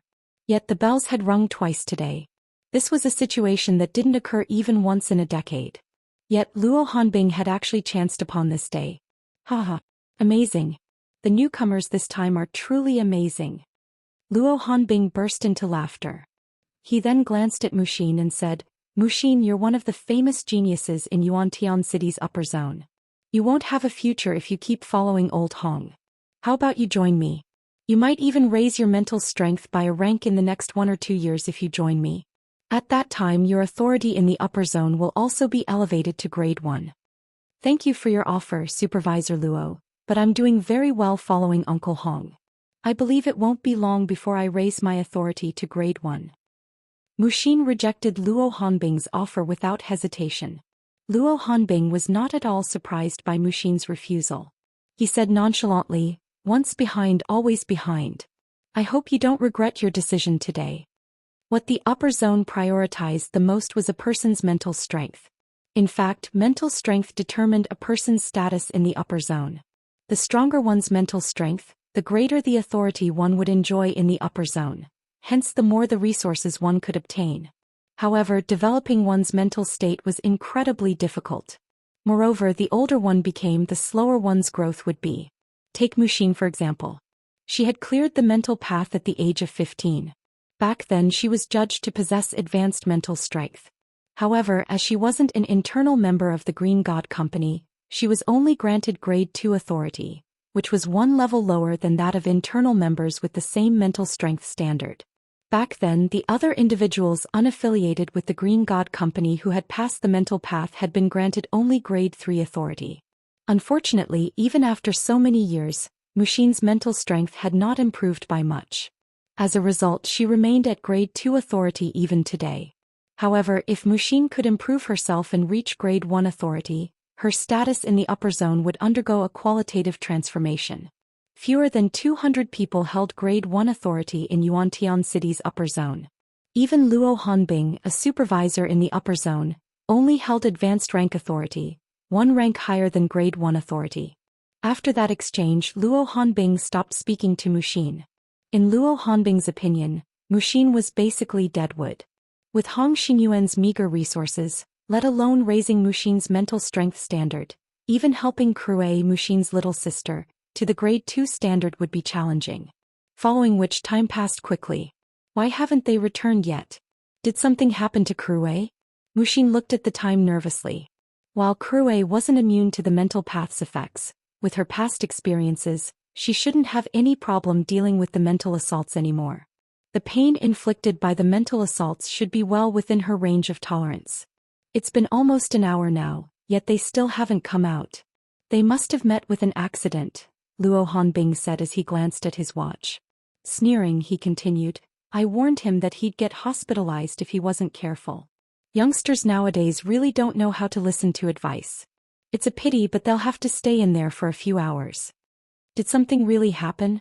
Muxin's complexion turned pallid. The mental path's activation and deactivation processes were very tedious. Even someone with special privileges would need 2 or 3 hours to power it down. If Shifeng and Crue collapsed and remained in the mental path for such a long period, they would be fortunate to get away with just 1 month of hospitalization. If their condition was serious, they might end up with their future progress cut short. Just when a wave of panic overwhelmed Muxin, the quantum watch on her wrist suddenly rang, notifying her of a call. Meanwhile, the caller was none other than Crue. "Crue, what's the situation on your side?" Muxin couldn't help getting angry when she saw Crue's face on the screen. "Why haven't you come out yet?" "Sis, that's not important anymore. A major event happened on the mental path," Crue said excitedly. "A major event? What is it? Are you talking about the 2 that passed the mental path?" Muxin couldn't help feeling frustrated at Crue's words. She couldn't believe her little sister was in the mood to care about incidental matters in this situation. "Yes, Shifeng actually passed the mental path," Crue said, her eyes filled with excitement. Everyone in the hall got a shock. "Afterward, I had to hurry through to get to the communication area. I'm dead tired after that trip." Shifeng passed the mental path? Muxin suddenly felt that her brain was somewhat lacking in processing power. Shifeng was undoubtedly over 20. Meanwhile, in the history of Yuantian City's upper zone, no one past the age of 20 and under the age of 25 had ever managed to conquer the mental path. "MHM. I knew you wouldn't believe me. Here, take a look for yourself. He's here with me," Crue said as she adjusted the camera angle to capture Shifeng, as well as Yan Wuming, who was glaring at Shifeng with eyes brimming with fighting spirit. "Bye-bye. We're going to enter the upper zone now." After Crue finished speaking, she promptly disconnected the call, leaving her elder sister in a daze. Impossible. Luo Hanbing was dumbfounded when he overheard Muxin and Crue's conversation. That kid is already over 20. How can he possibly get through the mental path? No sooner had Luo Hanbing thought this than a notice popped up on his quantum watch. The next moment his quantum watch projected a holographic table containing the data of the mental path's qualifiers this time. First, Shifeng clear time, 13 minutes 41 seconds age, under 25 years old affiliation, non-member mental strength appraisal, special grade upper zone authority, grade 1 second, Yan Wuming clear time, 18 minutes 33 seconds age, under 20 years old affiliation, internal member mental strength appraisal, advanced grade upper zone authority, grade 1 special grade. Muxin was dumbfounded when she saw the tabulated data. Although Shifeng's performance in God's domain was indeed astonishing, she never imagined his mental strength would be equally astonishing special grade. This was a mental strength she was striving to attain. However, no matter how much effort she put in, she remained far from reaching this standard. At some point she had even begun losing hope of further progress. Damn it. How could this be? Luo Hanbing's face turned ashen when he saw the results. He had inadvertently offended a monster. Moreover, Shifeng evidently had deep ties with Hong Xinyun. Meanwhile, inside the mental path's innermost section, Shifeng and the others were riding a platform descending deep into the ground. The gravity here is getting stronger? Shifeng discovered that as he got deeper into the tunnel, the gravity his body experienced intensified. In less than 10 minutes riding the platform, the gravity he experienced had already doubled. After the moving platform exited the tunnel, Shifeng was immediately dumbfounded. However, his surprise wasn't just because the gravity here was 3 times stronger than that of the outside world. Instead, it was because there was actually a levitating mountain beyond the tunnel. This mountain's radius exceeded 10 kilometers, and there were several levitating escalators leading up to this mountain. Read latest chapters at Wuxia World. Many tall buildings stood on this levitating mountain. Clouds and mist shrouded its peak, preventing anyone from catching a clear glimpse of it. Overall, the mountain looked like a paradise on earth. Well, stunned, right? The shocked expression on Shifeng's face delighted Krue. Anyone visiting the upper zone for the first time would never think that the upper zone would be underground, much less there being such an unimaginably huge space deep underground. Indeed, it is incredible, Shifeng admitted. He had never heard of or seen such a unique space before.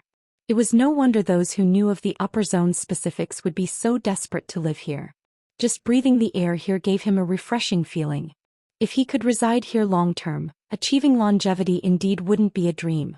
When Krue saw that the moving platform had stopped at the foot of the mountain, she promptly opened the platform's gate and stepped off the platform. However, when she saw that Shifeng remained standing idly on the platform, she urged him excitedly, "Quick! You have grade 1 authority now. Let's go to the registration office and take a look. There might be some good rewards waiting for you." Chapter 2743. Astonishing Upper Zone. Shifeng was curious about the upper zone. Hence he did not hesitate to respond to Krue's urging. However, just as he was about to step off the platform, a voice came from behind him. "Wait a minute." The owner of this voice was none other than the short-haired youth, Yan Wuming. "What do you want?" Shifeng asked, puzzled. Shifeng was relatively curious about Yan Wuming's existence as well. In the past, Yan Wuming had been a high and mighty existence in God's domain, like a god of war that overlooked all life. Yet now he was only a boy whose eyes blazed with intense fighting spirit as he looked at Shifeng. "What's your name?" Yan Wuming asked. "Shifeng," Shifeng responded curtly. "Shifeng? I'll remember that." Yan Wuming silently repeated Shifeng's name in his mind several times. He then looked at Shifeng and said earnestly, "Although I lost to you in the mental strength competition today, I will quickly reach the special grade standard. I will challenge you again at that time." "Challenge me?" Shifeng chuckled. He then shook his head and said, "I'm afraid I don't have that kind of time. I'm a busy person." Shifeng did not lie to the boy. He had to not only resolve Gentle Snow and Aqua Rose's problem but also attend to plenty of guild affairs as well as quests awaiting completion. Previously he had still lacked strength. However, now that he had reached Tier 4, there were many problems he could begin tackling. Hence, he did not have time for Yan Wuming's challenge. "This isn't up to you." Yan Wuming ignored Shifeng's thoughts. In a sonorous and forceful tone he said, "One of my goals is to be number one in Yuantian City's upper zone, and you're my first obstacle. Only after defeating you can I get closer to my goal. It seems you like challenges." Shi Feng wasn't particularly surprised at Yan Wuming's declaration. After giving the matter some thought he said, "How about this? I'll give you one chance to challenge me. So long as you meet my condition you can challenge me at any time. What do you think?" "Say it," Yan Wuming said confidently. "Do you play God's Domain?" Shi Feng asked. "I've been playing it for some time now." Looking at Shi Feng strangely, Yan Wuming asked, "Are you telling me to defeat you in God's Domain?" Krue, who stood nearby, heard Yan Wuming's words and couldn't help snickering. "You must be confident in yourself, huh? Do you even know who he is? You want to defeat him in God's Domain?" Krue scoffed at Yan Wuming. "No matter who he is, I will win." Yan Wuming did not waver in the slightest. Although he started having some doubts about Shi Feng's identity, these were all trivial matters. What was most important to him was defeating Shi Feng. "No, you misunderstand." Shi Feng chuckled. "I'm not requiring you to defeat me in God's Domain. You just need to beat a friend of mine." "Sure." Yan Wuming nodded. "Tell me their name. Once I reach Tier 3 I'll beat that friend of yours in no time. Then I'll come to challenge you." "Her name in God's Domain is Violet Cloud." Shi Feng inwardly breathed out a sigh of relief when he heard Yan Wuming agree to his suggestion. "You can head to Silverwing City to look for her. So long as you defeat her I'll accept your challenge." Since a talent like Yan Wuming had come knocking on his door, Shi Feng naturally wouldn't let this opportunity slip by. If he could rope Invincible Swallow into Zero Wing, it would be akin to adding wings to a tiger. The overall strength of the guild's top combatants would soar. "No problem. I'll seek her out afterward." Yan Wuming responded without hesitation, his expression still as confident as before. However, after hearing Shi Feng's suggestion, Krue looked at Yan Wuming with slightly different eyes. Now there was a hint of pity in her gaze. "I hope you don't despair too much when you meet with Violet Cloud," Krue silently prayed for Yan Wuming. Krue had witnessed Violet Cloud in action. Even the old monsters of super guilds couldn't outmatch her. In fact, even mythology's divine spear demon only managed to fight her to a draw. At this time, there were most likely only a handful of people capable of defeating Violet Cloud. "Let's go." Shi Feng couldn't help shaking his head and chuckling when he noticed Krue secretly praying for Yan Wuming. He then walked toward the distant street. When Shi Feng said he would get himself registered now, Krue's face immediately shone with excitement. She then dragged Shi Feng toward the tallest building situated at the foot of the mountain. Yan Wuming remained by the platform, waiting for someone to guide him. As Shi Feng walked along the streets on the levitating mountain he could feel his mind and body being enriched. He also started adapting to the tripled gravity here. So, this is the real upper zone? Shi Feng couldn't help his shock. Ordinary people would have difficulty even moving their bodies under tripled gravity. Shi Feng could shrug off the effects of the higher gravity due to his astonishing physical fitness. Even so, he still felt very uncomfortable in such an environment. However, after stepping onto the mountain, the discomfort disappeared. It was as if there was a special energy source constantly enriching his weakened body. Meanwhile, this steady cycle of exhaustion and replenishment also served to strengthen his physique continually. His arduous physical training regimen in the outside world was basically a joke in the upper zone. If all upper zone residents experienced such strengthening effects, so long as they did not suffer any injuries, they shouldn't have any problems living up to 120 years old. "Do you now understand how different the upper zone is from the world you know?" Krue asked, smiling. "Everyone living here is growing physically stronger by the moment. Even without intensive training, the physical fitness of people living here can quickly rival that of Honglian masters. According to the rumors floating about in the outside world, the lifespan of people living in the upper zone has reached 150 years. In reality, that is only the lifespan of those living in the upper zone's base layer. You must have noticed the mountainside and summit as well. Those are the middle and top layers. The people residing there possess truly astonishing physical fitness and lifespans. The average lifespan in the middle layer is 180 years, while in the top layer, it's 200 years. This is already beyond human limits. In ancient times, 200 years was already enough for a change in dynasties. On the other hand, those living at the top would only be entering their prime after reaching 120 years old. Speaking up to this point, Crue gazed at the mountaintop, full of yearning. The upper zone's houses are stratified? Shifeng asked strangely. Of course. There is only so much space on this mountain. Even with the Boulder Corporation's wealth and status, we can only live in the base layer.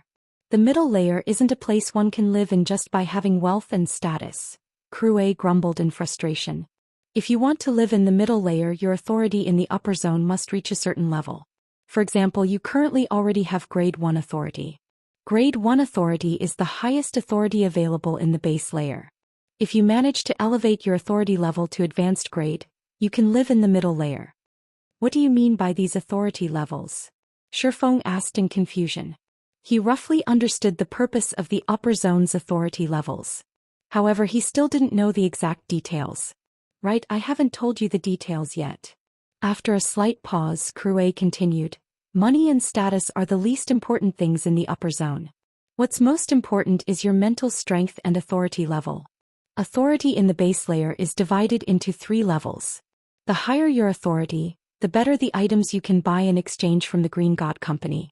You can think of the upper zone as the Green God Company's trading market. Grade 3 authority is the lowest, and the items you can purchase at this authority level are also of the most inferior quality. However, it is still many times better than what people without authority can get. At the very least, you have the right to purchase basic housing in the base layer. You won't need to pay astronomical prices to rent a house. After reaching Grade 2 authority, you can purchase items that normally are not available in the outside world. For example, the life potion that only appears during the Green God Company's auctions. At Grade 2 authority, you can also purchase villas in the base layer and have an independent private space. At Grade 1 authority, things start to get amazing. Not only will there be more items available for purchase, but you can also participate in the Green God Company's contribution competition, which takes place every 3 months. So long as you rank within the competition's top 3, you'll receive permission to live in the middle layer for 3 months. You've already seen the benefits available in the base layer. Well, the middle layer's benefits are even more exaggerated. Anyone who visits the middle layer once wouldn't wish to leave. Just like your current self, after tasting the base layer's benefits, you wouldn't want to live in the outside world anymore. Moreover, you can purchase items beyond your imagination in the middle layer. According to rumors, the Green God Company's life water can be bought there. Life water is much stronger than life potion. Supposedly, it can perfectly repair any damage to the body and even increase a person's lifespan. At this point, Crue shook her head and sighed helplessly. For people living in the upper zone's base layer, their yearning for the middle layer was akin to the yearning outsiders had for the upper zone. However, let alone ascending to the middle layer, just gaining Grade 1 authority was already a challenge for most people. Life water? Shifeng couldn't help being shocked. He never thought that there would be something even more potent than life potion. Moreover, it was something that could perfectly heal all injuries. If that's true, healing Gentle Snow's and Aqua Rose's mental injuries shouldn't be a problem. How do I participate in this contribution competition? Shifeng asked Crue. Initially, he only guessed that the upper zone would have a way to heal Gentle Snow and Aqua Rose. He hadn't been confident before. Now that he knew there was a way to do so, what he needed to do next was simple. You want to take part in it? Crue was stunned by Shifeng's question. Do you know what kind of people participate in that competition? What? Shifeng asked curiously. Almost every one of them is the heir of a major corporation. Moreover, they are the best among their generation, Crue said slowly. You can't even begin to imagine the resources they have at their command. Currently, you don't even have the 1 million trade points required to purchase an ordinary house in the base layer, let alone obtaining the Green God Company's contribution points. At Grade 1 authority, you can exchange up to 1,000 trade points per day for 10,000 credits per point. You can also find work in the upper zone or complete tasks to earn trade points and minimal contribution points. Do you know how difficult it is to earn the Green God Company's contribution points? That's not something that can be bought with money. You have to trade rare resources or help the Green God Company discover exceptional talents to obtain these points. It's impossible for you. Shifeng had a headache when he heard Crue's explanation. He never thought that the competition's difficulty would be so high. For the current Zero Wing, securing rare resources in the real world was simply a dream. As for helping the Green God Company discover talents, that was most likely even more difficult than securing rare resources. Wait, no. It's not absolutely impossible, Crue said after something occurred to her. Recently, the Green God Company suddenly began purchasing God's Domain's 7 luminaries crystals in bulk. Moreover, they're offering lucrative exchange rates. 1 unit of 7 luminaries crystal can be exchanged for 1,000 trade points and 10 contribution points. However, for the current Zero Wing, ranking in the competition is still a pipe dream. The current competition has been going on for nearly a month already. The last place participant has accumulated 16,000 contribution points, while the first place participant has accumulated 110,000 points. Even if you sold Zero Wing now, you still wouldn't have enough 7 luminaries crystals to rank within the top 3. No wonder so many corporations suddenly decided to enter God's domain. So, they did it for the 7 luminaries crystals? Shifeng suddenly had an epiphany and inwardly celebrated this discovery. For the various major corporations, money wasn't a problem. However, money wasn't enough to enter the upper zone's middle layer. Various rare resources were necessary. Meanwhile, God's Domain's 7 luminaries crystals were undoubtedly easier to obtain than the various rare resources the Green God Company required. Read latest chapters at Wuxia World. Upon seeing that Shifeng still hadn't given up, Crue shook her head and pointed at the 100-story building nearby, then said, "If you are intent on participating, you can register there. The staff at the registration area will tell you how exactly you can acquire contribution points." Shifeng nodded in response, a plan having formed in his mind already. If it were any other item, he would indeed have difficulty fulfilling the Green God Company's requirement. However, 7 luminaries crystal was a different story. While acquiring 7 luminaries crystals wouldn't be easy for him, he wasn't exactly without options. Afterward, Shifeng followed Crue into the Green God Company's office building in the base layer. The Green God Company's building had very few people inside. Even after arriving in the second-floor registration area, Shifeng had come across only 2 other people. One of them was a 26-year-old beauty, while the other was Hong Xinyun. From the humble way Hong Xinyun was conversing with the woman, it was evident she held a higher position than Hong Xinyun. Hong Xinyuan's eyes even carried a hint of respect as he looked at her. "Crue, you're finally here." Hong Xinyun breathed out a sigh of relief when he saw Crue and Shifeng enter the registration area. He then asked strangely, "Where's Muxin? Didn't she come with you?" Chapter 2744, Half-Step Master. "My sister?" Crue smiled at Hong Xinyuan's question, then answered joyfully, "I'm afraid she won't be able to enter today. She'll have to wait until tomorrow to do so." "She can't enter?" Hong Xinyun grew even more confused at Crue's words. "Why can't she enter? She has grade 2 authority. Who dares stop her?" Normally, anyone with formal identification in the upper zone could enter and leave the upper zone freely. Although some circumstances could result in residents being prohibited from entering or outright banned from the upper zone, once someone reached grade 2 authority, even the base layer's supervisors wouldn't have the courage to stop them from entering the upper zone. No. Nobody stopped her. Crue shook her head, then giggled and said, "It's just that the mental path is activated today."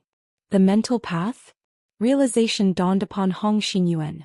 However, he quickly noticed a problem. He then turned to Shifeng and asked, "How did you come in then?" "He must have cleared the mental path, right?" The woman seated beside Hong Xinyun said leisurely as she glanced at Shifeng. "He cleared the mental path? How is this possible?" Hong Xinyun stared at Shifeng in disbelief. No matter how Hong Xinyun looked at it, Shifeng was definitely past the age of 20. If Shifeng wanted to conquer the mental path, the young man's mental strength needed to be of a similar grade to his own, which was the special grade. However, in the Yuantian City Upper Zone's history, never had a youngster with such monstrous mental strength appeared before. "That's right. Uncle Hong, Shifeng indeed cleared the mental path. You should have seen it for yourself." Everyone in the entrance hall was dumbfounded, Crue said, nodding with an excited expression on her face. When Crue finished speaking, the seated woman stood up and approached Shifeng. "Hello, I am Xia Qingying, the general manager of the base layer. the woman introduced herself to Shi Feng.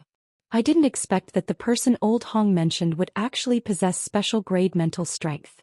Xia Qingying's sudden actions gave Hong Xinyuan a fright. Despite being only 26 years old, Xia Qingying was the general manager of this upper zone's base layer. Her authority was among the top 3 in the base layer. Her identity and status were astonishing. Xia Qingying's taking the initiative to introduce herself to Shi Feng was 10 times more shocking than Shi Feng's achievement of having cleared the mental path. After a moment of surprise, Hong Xinyuan hurriedly stepped forward. Shi Feng, General Manager Xia, is a busy person. Normally, even the base layer supervisors have a difficult time meeting her. She deliberately made time today to personally help with registering your identity and authority, Hong Xinyuan explained. Xia Qingying wasn't an individual just anyone could meet. Now that Xia Qingying was taking the initiative to befriend Shi Feng, Hong Xinyuan naturally had to get him to seize this opportunity. This way the young man would face fewer troubles when residing in the upper zone. Hello, General Manager Xia, Shi Feng said, nodding. I will have to trouble you today. Shi Feng naturally understood what Hong Xinyuan meant in his explanation. At the same time he felt grateful to Hong Xinyuan. It's no trouble. Such matters originally fall within my purview as a general manager. Only, I am usually busy and there are very few people who come to register. Therefore, I typically have several months' worth of applicants gather on a specific date to conduct an official registration, Xia Qingying said, chuckling as she carefully inspected Shi Feng. Your appearance, on the other hand, is truly astonishing. Not only did you clear the mental path under the age of 25, but you also spent only 13 minutes to do so. This is the first time I have seen a talent of your caliber in this upper zone. What? 13 minutes? Hong Xinyuan was shocked once more. Previously, Hong Xinyuan thought that Shi Feng's achievement was only getting through the mental path. It didn't occur to him that Shi Feng had spent such a short time clearing it. When other individuals with special grade mental strength traversed the mental path, their average time was around 40 minutes, about 10 minutes longer than the average clear time for individuals under 20 years old. Yet Shi Feng had spent only 13 minutes on the mental path. For a moment, Hong Xinyuan couldn't help wondering whether Xia Qingying was playing a joke on him. That's right. This person here has broken the Yuantian City Upper Zone's mental path clear record for those under the age of 25. Xia Qingying nodded. She then looked at Shi Feng and smiled. If I don't hurry to register talents like yourself, I'm afraid those old fellows above will nag me to death. At Xia Qingying's words, realization also dawned upon Hong Xinyuan. With such frightening mental strength, Shi Feng's standard was most likely close to that of mental strength masters. Mental strength masters. There was not a single mental strength master residing in the base layer of Yuantian City's upper zone. The middle layer only had several of such individuals.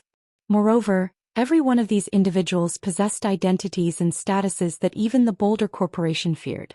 Even though Shi Feng had yet to reach the standard of mental strength masters, his talent was more than enough for the various upper zones to fight over him. You overpraise me, General Manager Xia. I just got lucky. I believe it won't be long before the upper zone has many people who surpass me. Truthfully, Shi Feng felt somewhat guilty when receiving Xia Qingying's attention. This was because he had relied on a trick to get through the mental path. His actual mental strength was most likely at the advanced grade only. He was still far from reaching special grade. By his estimates, a special grade mental strength should be equivalent to a near Tier 5 concentration standard in God's domain. However, his current concentration standard was only at the intermediate Tier 4 standard, which was still far from the Tier 5 standard. We've talked for quite some time now. We should get on with official business, Xia Qingying said, changing the topic after seeing Shi Feng at a loss in this situation. Smiling, she continued, the formal registration for identification is simple. I only need to scan you with a device, and you'll become an official member of Yuantian City's upper zone. The troublesome part is deciding what rewards should be given to you. Aren't the rewards for clearing the mental path fixed? Shi Feng asked curiously. Previously, he heard from Kuei that anyone who successfully cleared the mental path would receive 10,000 trade points and 1 life potion from the Green God Company. The life potion aside, just the trade points awarded were already significant.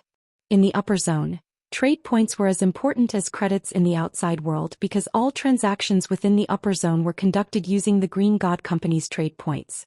Moreover, depending on one's authority level, the number of trade points one could exchange for would differ.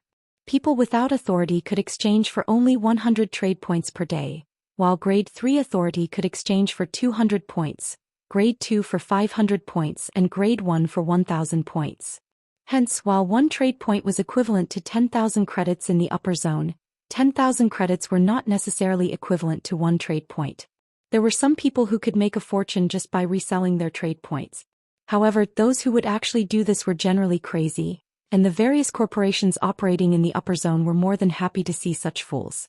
After all, a standard meal prepared by the Green God Company already cost 30 trade points. People without authority could have only 3 standard meals per day. That was equivalent to 300,000 credits per meal. Just hearing about this made Shifeng think that the upper zone was really a different world from the world he lived in.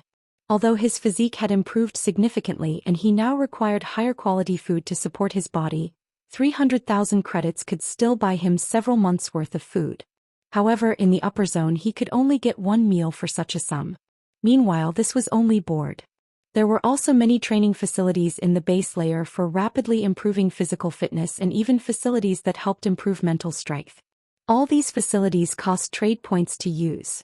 Basic training facilities cost 20 points per hour, while advanced training facilities cost 50 points per hour. It was no exaggeration to say that only people with Grade 2 authority or higher could satisfy their daily needs in the upper zone.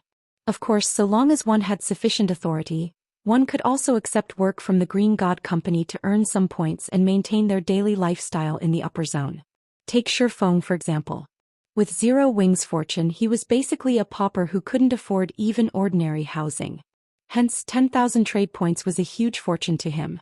It's fixed, but that reward is only meant for those under the age of 20, Xianxia said, nodding. There is no fixed reward for people who clear the mental path above the age of 20 and under the age of 25. Not to mention you managed to break the under 25's clear record. Can I ask for life water then? Shifeng couldn't help asking. Life water. Xianxia smiled all of a sudden. Do you know that life water is incredibly precious even in the Green God Company? Even if you become a mental strength master at your age, obtaining a bottle of life water wouldn't be easy.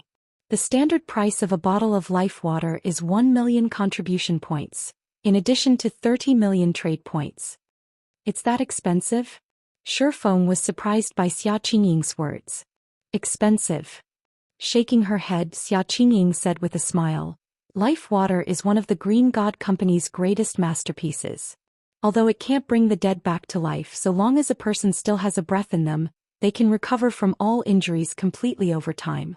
Life water can even extend a person's lifespan and allow them to maintain youthful vitality for another 60 years. 60 years is already close to a lifetime for ordinary people. Meanwhile, not only does life water allow you to live for an additional lifetime, but you will also retain your youthful vitality throughout this period. Do you still think it is expensive? Shifeng couldn't refute Xianxia's words. In fact, he even strongly agreed with her. For the leaders of the various international corporations, money was inconsequential. They could quickly earn it back even if they lost it. However, they had only one life to live. If these people had the opportunity to live for another lifetime, they most likely wouldn't hesitate to spend their entire accumulated fortune. Take the emperors of ancient times, for example. They could do anything for longevity. Meanwhile, since Shifeng was so interested in life water, Hong Xinyan couldn't help advising him, Shifeng, you should stop thinking about life water. Even the people living in the middle layer can hardly afford one.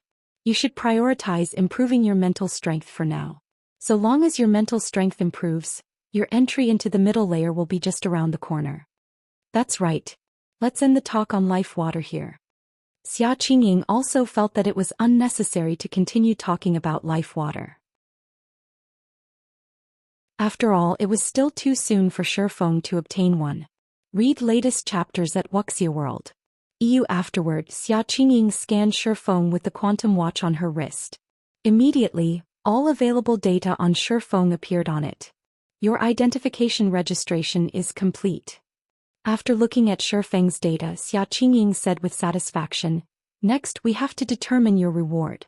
Not only have you cleared the mental path but you even broke the existing clear record. As the base layer's general manager, I can give you two options. The first option is to reward you with 500,000 trade points and 50 life potions or medicines of equivalent value. The second option is to reward you with an ordinary house in the base layer. You may pick one of these two rewards." Chapter 2745. Different World. The rewards are so excellent. Shifeng was stunned momentarily by the rewards Xia Qingying mentioned. He couldn't believe that just by clearing the mental path above the age of 20, he would get 50 times the reward of everyone else. They're not particularly excellent. However, they're the best rewards I can give you within my authority. If you were one of the Green God Company's internal members, you would receive a much more generous reward. In fact, your authority level would even be elevated to the advanced grade directly, Xia Qingying said. She then smiled and asked, "May I know if you are interested in joining our company?" "Thank you for your offer, General Manager Xia, but I am used to operating freely by really don't wish to be restrained." Joining the Green God Company might be the dream of many people, but he knew that the Green God Company had many restrictions. This was also the reason Muxin and Kurue did not join the company but retained their connection with the Boulder Corporation instead. "What a pity," Xia Qingying sighed when she heard Shifeng's answer. If a talent like Shifeng joined the Green God Company, he would have climbed to a position not lower than hers in the upper zone. After all, mental strength masters were incredibly valuable to the upper zone.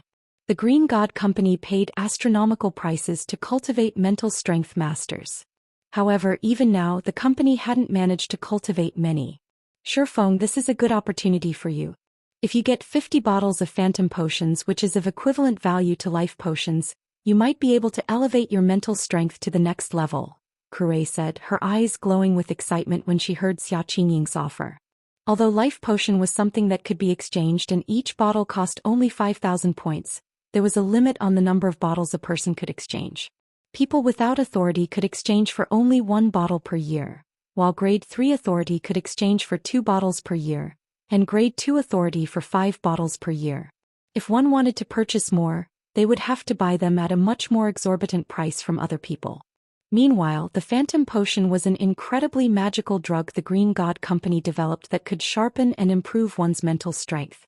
Anyone with ambition in the upper zone would try to exchange for it. 50 bottles of Phantom Potions. She had never even seen so many Phantom Potions in her life before. With that many Phantom Potions, she could definitely achieve a breakthrough within a year and elevate her authority to Grade 2. "General Manager Xia, does the Green God Company have any medicine that can heal mental damage?" Shifeng asked as he looked at Xia Qingying.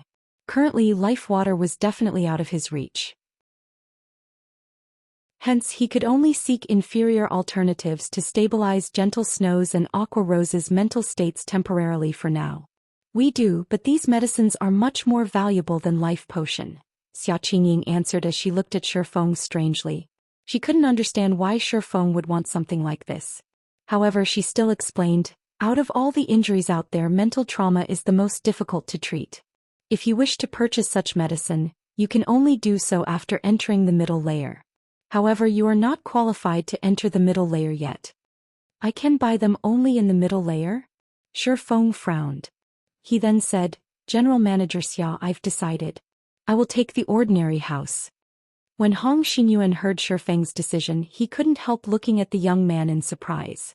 Hurriedly, he dissuaded Shifeng, "You're crazy. It's not easy to get 50 bottles of Phantom Potion. Even with your Grade 1 authority, you'd need 5 years to redeem that many.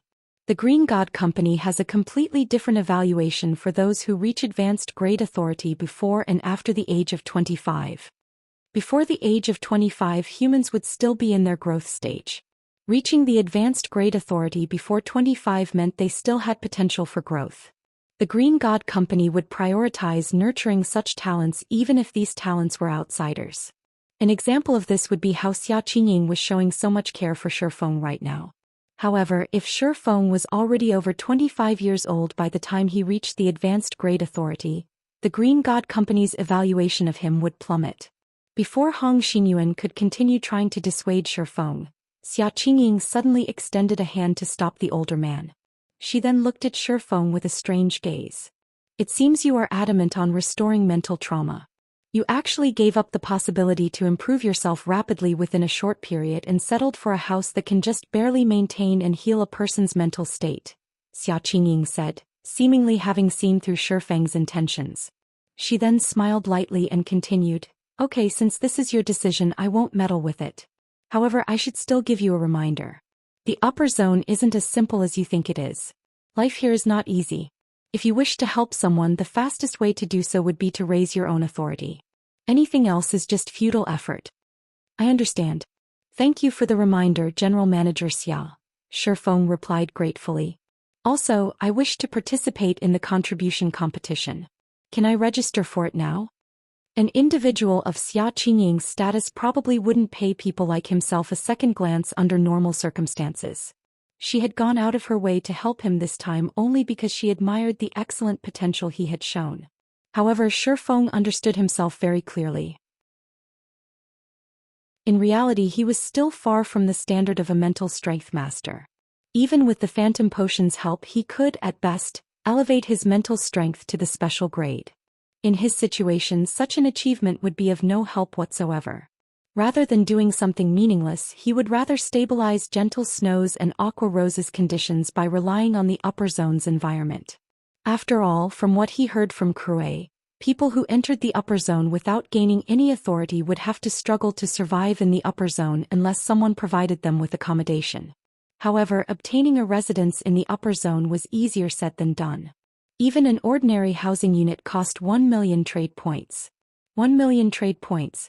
That was equivalent to 10 billion credits in the outside world. Moreover, even if he had that kind of money, it would still take him a very long time to exchange for 1 million trade points. Most importantly, every housing unit had a limited occupancy. An ordinary housing unit could accommodate 5 people at most, whereas the independent villas could have up to 20. For the various major corporations, let alone 20 slots, even 100 slots wouldn't be enough. After all, who didn't have close friends? Who didn't have sons and daughters? Who wouldn't wish to live in the upper zone forever? Hence, he would be dreaming if he thought he could borrow other people's houses. It might be fine if he were alone, but if he wanted to help other people, he would need an ordinary housing unit of his own. The contribution competition? It seems you're more extraordinary than I thought. In that case, I have nothing more to say, Xia Qingying said, nodding. She then transferred a message from her quantum watch to Shifeng's and said, "This housing unit in the 6th Southern District will be yours from now on." Shifeng was overjoyed when he saw the information displayed on his quantum watch. Although it was called an ordinary house, its floor area was still more than 200 square meters, definitely enough for 5 people to live comfortably. "I have registered you for the contribution competition. However, I'm afraid the likelihood of you catching up with the other participants is low, especially if you are aiming for the top 3. Every one of the top 3 participants has more than 100,000 points already. I heard they have the backing of God's Domain's super guilds. It's impossible for you to catch up to them now," Xia Qingying said as she looked at Shifeng. "However, you can try competing for the top 20 positions. Our company plans to offer the top 20 winners the right to purchase 3 items from the middle layer. You can give it a try at that time." Shifeng was slightly surprised by Xia Qingying's words. Hurriedly, he thanked her. "Thank you, General Manager Xia." Afterward, Xia Qingying spoke a few words with Hong Xinyuan before departing the building. From her haste, it was evident she was truly busy. Meanwhile, Crue was greatly angered and frustrated by Shifeng's decision. She never thought that Shifeng would give up on such an excellent opportunity to improve himself. Even Hong Xinyuan shook his head over Shifeng's decision. After instructing Crue to guide Shifeng, he also gave Shifeng a few reminders. However, unlike Crue and Hong Xinyuan, Shifeng felt very happy with his current situation. This was because he had reaped a massive harvest from his visit to the upper zone this time. He had also finally understood the importance of 7 luminaries crystals and found a way to heal Gentle Snow and Aqua Rose. He had even found a way to help outsiders into the upper zone. Once his authority reached the advanced grade and he entered the upper zone's middle layer, he could spend 100,000 contribution points to exchange for 1 upper zone reserve slot. While he could exchange for only 3 slots per year with this method, this was still good news for him. After all, his goal wasn't simply to live in the upper zone by himself. As the sun set, Kuei brought Shifeng to his residence in the 6th Southern District and left without saying a word, evidently unhappy with Shifeng's decision. This left Shifeng standing alone in front of the residential building's entrance. Isn't this house a little too amazing? Shifeng was stunned when he entered Unit 02 on the 35th floor. Not only was the housing unit fully equipped with smart facilities, but it even boasted a comprehensive array of exercise equipment. After entering the house, Shifeng also felt much more comfortable than before, as if his whole body was soaked in a nutrient solution, and he could continuously improve his physical fitness even without doing any training. His brain also felt clearer than ever, like when he was in a mana-rich environment in God's domain. Moreover, every bedroom in the house was equipped with a state-of-the-art fearless virtual gaming cabin, something even more amazing than the virtual gaming cabin Zero Wing had purchased. According to Shifeng's memories, the fearless virtual gaming cabin was a model that would appear in the outside world only 3 years later. The fearless cabin did not just allow players to fully immerse themselves in God's domain. It also improved the player's sensitivity. In particular, the cabin improved mana sensitivity by at least 20% and allowed players to exhibit 100% of their mental strength in God's domain. Back when the fearless cabins were first released to the public, the various corporations had fought over them frantically. Each unit had sold for at least 100 million credits. Moreover, the fearless cabins were always in short supply. Even 10 years after God's domain's launch, first-rate guilds could only afford to supply their executives with fearless cabins. The situation of second-rate guilds had been even worse. Even a guild leader like Shifeng did not get to use a fearless cabin. I never dreamed I would have the opportunity to experience the fearless cabin in this life. Shifeng was deeply moved by this situation. At this moment he finally understood why people who entered the upper zone would be unwilling to leave it. The various environmental benefits aside, just the technology one could enjoy here was leaps and bounds ahead of the outside world's technology. Read latest chapters at Wuxia World. View a 20% increase to mana sensitivity. Even ordinary Tier 3 experts would experience a huge boost in combat power if they received such an improvement. What more peak experts and apex experts? The increase in mana sensitivity would also help players tackle their future promotions. After all, mana was the foundation of everything in God's domain. The more one understood about the operation and control of mana, the stronger one would become. It seems I should have Gentle Snow and Aqua Rose come over as soon as possible. These fearless cabins alone could increase their chances of reaching Tier 4 by at least 10%. As Shifeng looked at the pitch-black gaming cabin that was the size of a double bed, many thoughts and plans ran through his mind. After he gained a rough understanding of the house's functionality, he hopped into his fearless cabin without hesitation, intending to experience the effects of this legendary gaming cabin properly. Not to mention, it wouldn't be easy for him to return to Zero Wing's headquarters at this time. Once the cabin linked with God's domain's main god system, Shifeng muttered in his heart, "Log in." Chapter 2746 Fearless Cabins Affects Twin Towers Kingdom, Fiery Ridge. As a level 90 map in the Twin Towers Kingdom, the Fiery Ridge was popular with level 90+ players, who would come here to grind for levels. However, these players didn't do so just because it was suitable for players of their level. Instead, it was also because the Earth-Fire Pterodactyl, a level 96 world boss, would appear in the Fiery Ridge from time to time.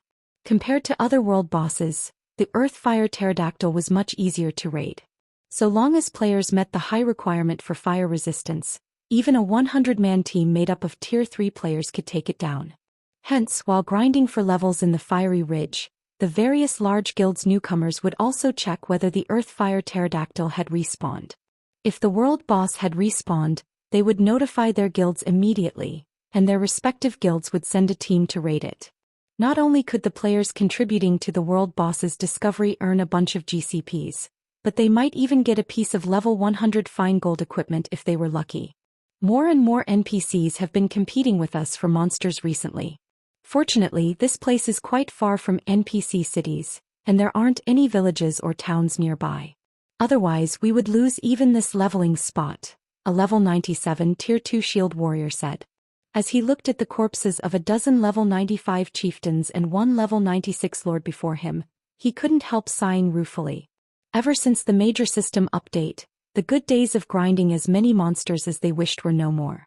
Now NPCs were frequently seen hunting monsters in groups in almost all leveling maps. Moreover, these NPCs would generally be 10 levels higher than the map they were grinding in. They also boasted enviable weapons and equipment, with even the lowest quality piece being at the dark gold rank. Many of these NPCs even wielded epic weapons. As a result, almost no player would dare mess around with these NPCs. Indeed, we are lucky. According to some of the Tier 3 big shots in the guild, level 100 neutral maps are infested with level 130 plus, Tier 3 NPCs. There are more NPCs than monsters in some places. This forced the others in the guild to travel to farther locations. Now their travel time is twice as long as before, a level 91 Tier 2 oracle commented. However, this is also our chance. Now that the leveling speed of players under level 100 is much faster than of players above level 100, if we catch up to the average level of the mainstream players and get promoted to Tier 3, we'll be set for life, a level 95 Tier 2 ranger said excitedly. Although God's Domain had been popular since its early stages, it wasn't as popular as it was now. At present, almost nobody in the real world did not know of God's Domain's existence. Meanwhile, the competition in God's Domain was intensifying by the day. Now, reaching level 100 and entering level 100 neutral maps was akin to going from a normal mode dungeon to a hell mode dungeon. The difficulty of leveling up increased drastically. Although this was bad news for mainstream players, it was undoubtedly good news for newcomers like themselves. As they had joined God's Domain much later than mainstream players, they had missed out on plenty of opportunities during the game's early stages. Now was the perfect opportunity for them to catch up. At present, the various guilds were frantically recruiting Tier 3 experts, with some guilds even promising a considerable monthly income. Some students that played God's Domain were currently earning more money than society's white-collar elites. This situation drew more and more working-class members and elderly people into joining God's Domain to earn extra income to subsidize their living expenditures. As the members of this six-man party were conversing among themselves, a sudden shockwave swept over them. Boom! The intense shockwave made the surrounding trees sway and shake. Even the earth shuddered slightly. What's going on? The level 97 Guardian Knight looked toward the shockwave's source in astonishment. However, before anyone could react to the situation, a high-pitched noise forced the six players to shield their ears. "This is definitely the Earth-Fire Pterodactyl's screech," the young ranger said, his eyes glowing. So long as they reported this piece of news back to the guild, they would make a great contribution. "The Earth-Fire Dragon should be in that location," the Guardian Knight said, pointing toward a valley in the west. "Quick! This thing won't wait for anyone." After briefly exchanging looks, the six players dashed toward the valley. Although they didn't know who angered the Earth-Fire Pterodactyl, all they needed to do now was locate the world boss and wait for the guild to send a Tier 3 team to raid it. As for the possibility of other guilds discovering the Earth-Fire Pterodactyl first, that did not matter. After all, the level 96 world boss wasn't such a pushover that Tier 2 players could take it down, especially after monsters in God's Domain gained a semblance of sentience. Now, smarter monsters would even flee for their lives when the situation looked bad for them. The process of chasing these monsters down would be incredibly troublesome and time-consuming. This would give their guild's Tier 3 team more than enough time to arrive. The Earth-Fire Pterodactyl's screech attracted player teams to its location in the dozens. All of these teams reported the world boss's appearance to their respective guilds, and they were all adamant in securing the Earth-Fire Pterodactyl's kill. After all, as a world boss, the Earth-Fire Pterodactyl's loot was extraordinarily good. It would drop not only inferior legendary materials but even epic weapons and equipment that could be used up to level 120. If one were lucky, one could even get fragmented legendary items. Less than a minute after these dozens of teams began running, they arrived before the valley where the pterodactyl was. However, when these teams saw the Earth-Fire Pterodactyl, they gasped involuntarily. The world boss before them right now was completely different from the Earth-Fire Pterodactyls they had seen before. Why is this Earth-Fire Pterodactyl so big? Why does it have 9 HP bars? A 50-meter tall pterodactyl was hovering inside the valley. The pterodactyl's body burned with ethereal flames, and its flapping wings generated powerful gales that shredded the surrounding terrain. Just its roar was enough to send players stumbling backward. It had transformed the environment into a scorching field that could burn players with fire resistance below 400 points to a crisp instantly. Earthfire Pterodactyl World Boss. Mythic Realm Lord. Level 99 HP 3,300,000,000. The players that arrived before the valley fell into fear and despair when they saw the Earthfire Pterodactyl's massive frame. After all, the world boss had flattened the terrain with just a flap of its wings. At this moment they would most likely turn into ashes just by approaching the Earthfire Pterodactyl, let alone fighting it. In fact, they even doubted that the Tier 3 players of their respective guilds could go up against this behemoth before them. Wait. It's injured. A level 97 Tier 2 Ranger exclaimed after carefully inspecting the Earthfire Pterodactyl. At this Tier 2 Ranger's shout, everyone noticed the many bone-deep wounds on the world boss's body. They realized that the world boss had less than half of its HP remaining. While everyone was shocked by the Earthfire Pterodactyl's injuries, a figure suddenly descended toward the world boss from the sky. Not only did this figure send a sword light cutting at the Earthfire Pterodactyl's wing, but the sword light even cleaved the ground, opening a 150-yard-long fissure. Immediately afterward, a mind-blowing number appeared above the world boss's head. -5,157,624. Over 5 million damage in one attack. Is he an NPC? No. Although we can't see his information, that person has a player icon above his head. He should be a player. How is this possible? How can a player be so strong? Is he trying to solo the Earthfire Pterodactyl? The players present couldn't help gaping when they saw the results of the slash, their minds refusing to believe their eyes. However, before anyone present could snap out of their daze, the figure that attacked the Earthfire Pterodactyl executed another slash with his sword. Immediately, a phantom greatsword manifested in the air and sliced down on the world boss's wing. Slash. The next moment, the Earthfire Pterodactyl let loose a heaven-shaking shriek as one of its 30-meter-long wings fell to the ground. Golden blood then poured out of the world boss's wound, splashing all over the ground and creating a sea of flames. -31,544,734. The next moment the Earthfire Pterodactyl's HP fell by a visible chunk. Is he even human? He dealt over 30 million damage in one attack. He can't be human. Monster. That person must be a humanoid monster. Everyone present fell into a daze once more when they saw the damage from the unknown person's second attack. Some players even pinched their own faces, thinking that everything in front of them was just an illusion. However, the unknown assailant in the air was not at all surprised at the power of his attack. Sure enough, it's easier to manipulate mana. The burden of using light shadow is even much less.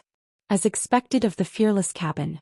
It's no wonder all those superpowers had so many more Tier 4 experts than first and second-rate guilds. Shifeng sighed ruefully as he looked at the dense mana condensed around the abyssal blade. Although the fearless cabin did not improve his basic attributes, it still increased his overall combat power by at least 20%. The refinement in his control over combat techniques and mana techniques was especially notable.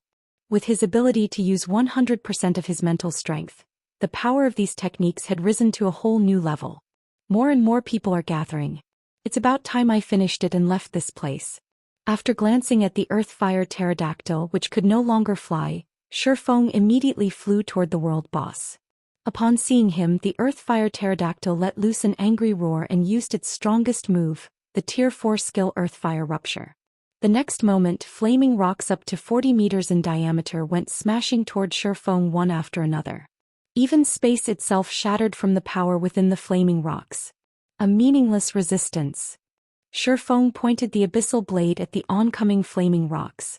Tier 4 legacy skill, Blade Domain. Immediately, magic swords appeared around Shifeng one after another. The swords then turned into streaks of light as they shot at the oncoming rocks.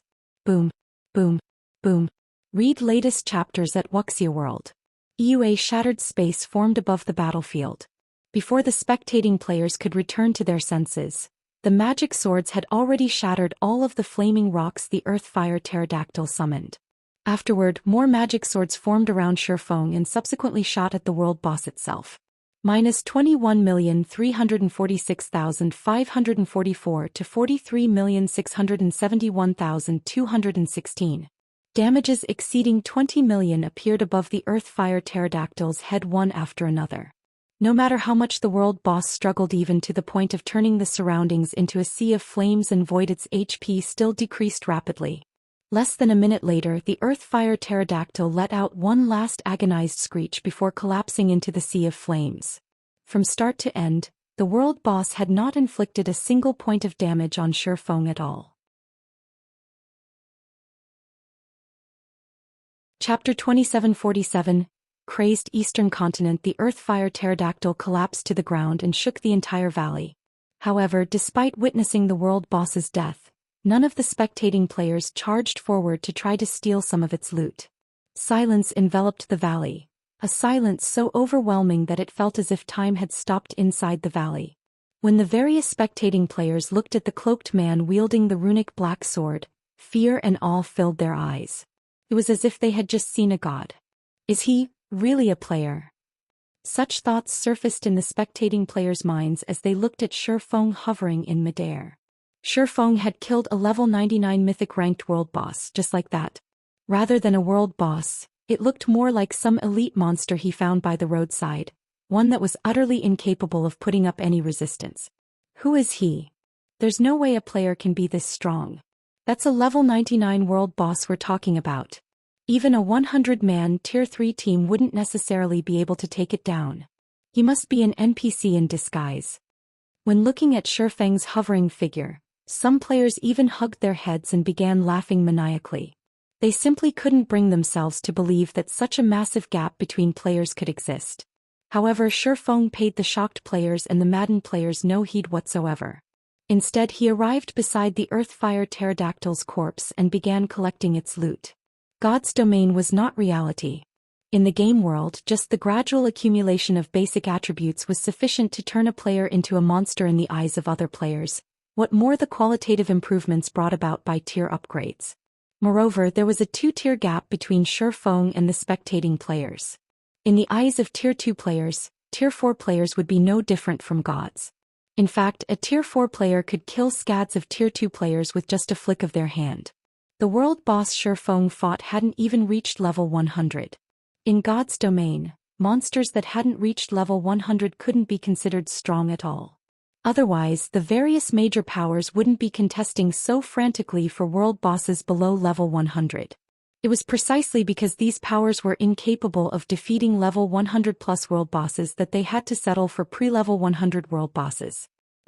A good piece of epic equipment dropped. Shifeng was slightly surprised as he looked at the sacred mage robe in his hands.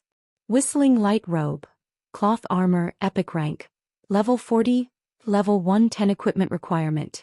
Intelligence 1500, Vitality 1300, Defense plus 340, level 40, Strength plus 20, Agility plus 24, Intelligence plus 63, Vitality plus 31, Endurance plus 25, Ignore levels plus 4, Defensive skills plus 2 levels, Cast range increased by 20%, Intelligence and Vitality increased by 10%. Additional passive skill 1, Spiritual Light. When the user's concentration falls below 50%, mana consumption is reduced by 30%, and casting speed increases by 30%. Additional passive skill 2, Mana Armor. Automatically absorbs mana in a 100-yard radius to protect the user. Improves mana perception by 20%, increases magic resistance by 20%, and improves spell effects by 20%. 2-piece set effect. The upper level limit of all Whistling Light set pieces is increased to level 150. 4-piece set effect. All attributes are increased by 20%, and the effect of all spells is increased by 20%. 6-piece set effect. Gain the protection of light, improving physique by 30% and mana affinity by 20%. Gain the Mana Heart skill. When activated, forcibly elevates the strength of the user's mana by 1 tier for 1 minute. The skill has a 1-hour cooldown. The Whistling Light set had 7 pieces in total. It could be considered top tier even among epic set equipment. So long as a magical class player had 2 set pieces, they could use the set until they reached level 150. If Tier 4 Great Wizard managed to gather 6 pieces of the set, they would become a devastating existence. It wouldn't be an exaggeration to say that the Whistling Light set was one of the best set equipment for magical class players under Tier 5. However, only world bosses under level 150 dropped the Whistling Light set. The drop rate was also random. Hence, collecting a full set would be incredibly difficult. I can get Fire and the others to raid world bosses under level 120 more frequently. If we can gather a full set, be it Violet or Aqua who uses the set, neither will have to replace their equipment before reaching Tier 5. When Shifeng looked at the Whistling Light robe, he felt the need to collect the full Whistling Light set. If Violet, Cloud or Aqua Rose equipped the full set before reaching Tier 5, they would become nigh invincible against Tier 4 opponents. Shifeng stored the Whistling Light robe and collected the remaining items the Earth Fire Pterodactyl dropped. Besides the Whistling Light robe, the level 99 world boss had dropped a dozen pieces of level 100 dark gold and fine gold weapons and equipment, a large amount of materials, magic crystals, potion recipes, etc. After putting all these items in his bag space, he promptly flew away from the valley. When the various major powers members saw Shifeng leaving, they sighed in relief. With that long sword and that frightening destructive power, he should be Black Flame, right? I tagged along with my guild executives to watch the reserve seat competition. That guy indeed looks a lot like Black Flame. They must be the same person. Black Flame is also the only known Tier 4 player in the game right now, and only Tier 4 classes could possibly display such scary strength. So he's the Sword King? Isn't he a little too amazing? After Shifeng's figure was out of sight, some of the spectating players guessed Shifeng's identity. And in no time at all, everyone present began talking about him, their discussions becoming especially heated when the topic touched on Tier 4 classes. When the players present recalled the scene of Shifeng chopping off one of the Earthfire Pterodactyl's wings, they couldn't help yearning to reach Tier 4. Previously, no one had a clear concept of Tier 4 classes. Even the players who had spectated the reserve seat competition at the War God's Temple did not find Tier 4 classes to be particularly amazing. At most, Tier 4 existences were invincible among Tier 3 players. But now, everyone was truly shocked by the strength of Tier 4 classes. A Tier 4 player had actually single-handedly defeated a mythic-ranked world boss. How could anyone not yearn for such strength? Very quickly, news of Shifeng slaying the Earthfire Pterodactyl spread across God's domain. After the various major powers executives watched Shifeng's battle video, they gained a newfound appreciation of Tier 4 classes. Simultaneously, their eyes burned with a passionate flame as the ambition they had lost due to the NPC's upsurgence returned. Tier 4. Mobilize all available manpower in the guild to find out how Zero Wing managed to complete the Tier 4 promotion quest. The era of Tier 3 classes is over. From now on we have only one goal, and that is Tier 4. So long as we can secure ourselves a Tier 4 player, we'll be unstoppable. For a time, the various powers searched frantically for information relating to Tier 4 legacies, going as far as trying to plant spies in Zero Wing. Some superpowers even directly contacted Zero Wing's executives and offered to pay astronomical prices for all information regarding Tier 4 classes.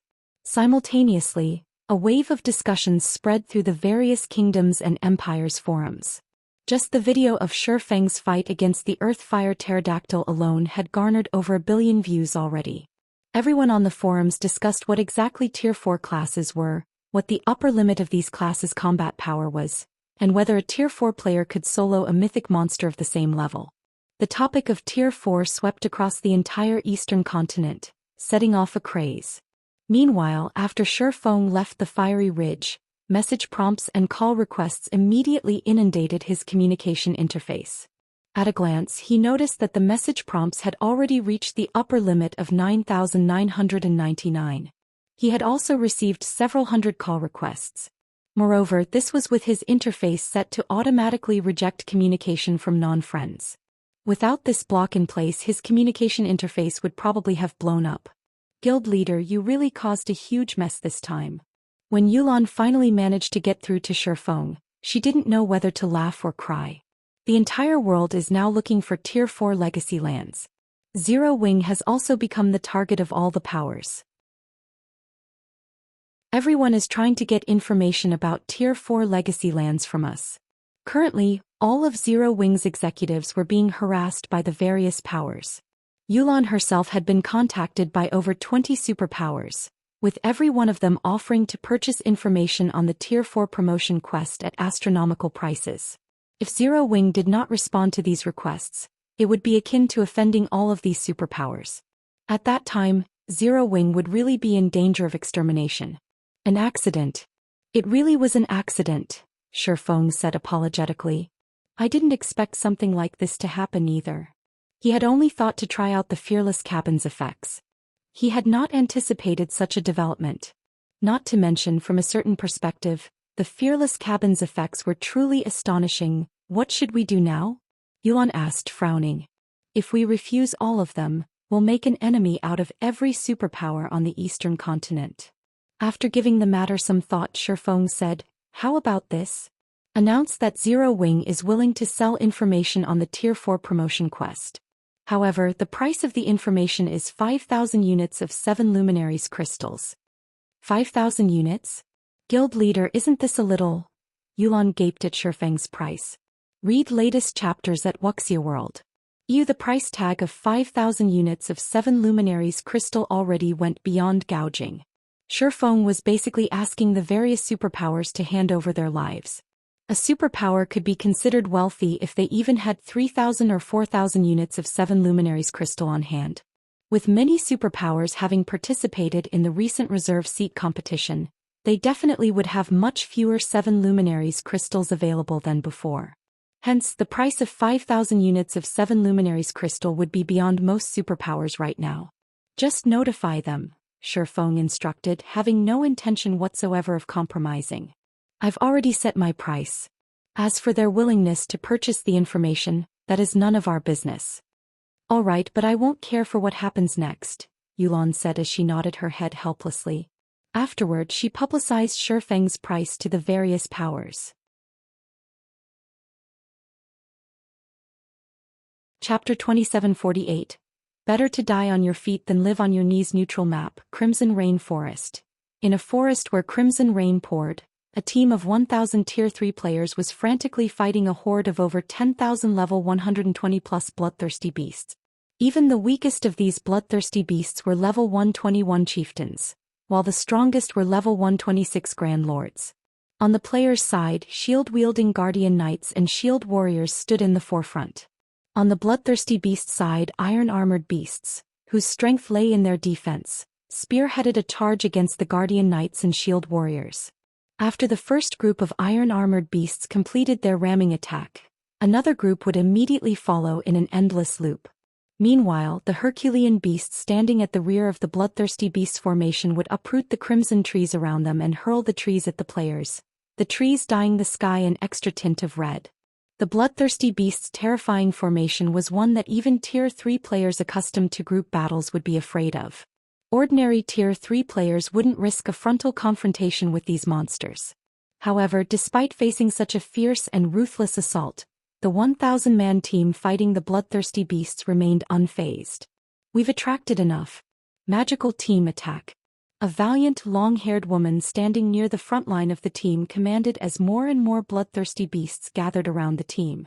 Immediately, the several hundred magical class players standing at the center of the team's formation began chanting complex incantations simultaneously. Every verse the players chanted drew more of the ambient mana, making it stronger and more violent. For seconds later, the ground began to shake violently. Huge cracks then appeared 500 yards away from these magical class players, right under the bloodthirsty beasts, causing the monster's formation to collapse instantly. Swordsmen and berserkers open a path. Rangers and assassins prioritize killing the bloodthirsty chieftains commanding the monsters. Upon seeing the bloodthirsty beasts' formations collapse, the long-haired woman had the team disperse into multiple units and prioritize killing the bloodthirsty beasts that led the horde. As for the long-haired woman, like a demon in the night, she instantly appeared behind a 7-meter-tall level 126 Grand Lord. The next moment she brandished the daggers she wielded, the weapons distorting space and repeatedly stabbing the Grand Lord's back over a dozen times. Every stab inflicted over -500,000 damage, the series of attacks instantly plundering nearly 8 million HP from the bloodthirsty chieftain. After the successful attack, darkness enveloped the long-haired woman's body. This cloak of darkness then expanded to envelop the Grand Lord entirely before rapidly recondensing in front of it. Blood suddenly spurted from the bloodthirsty chieftain's 4 limbs. Not only did its mobility get reduced significantly, but its HP was even falling at a rate of 700,000 per second.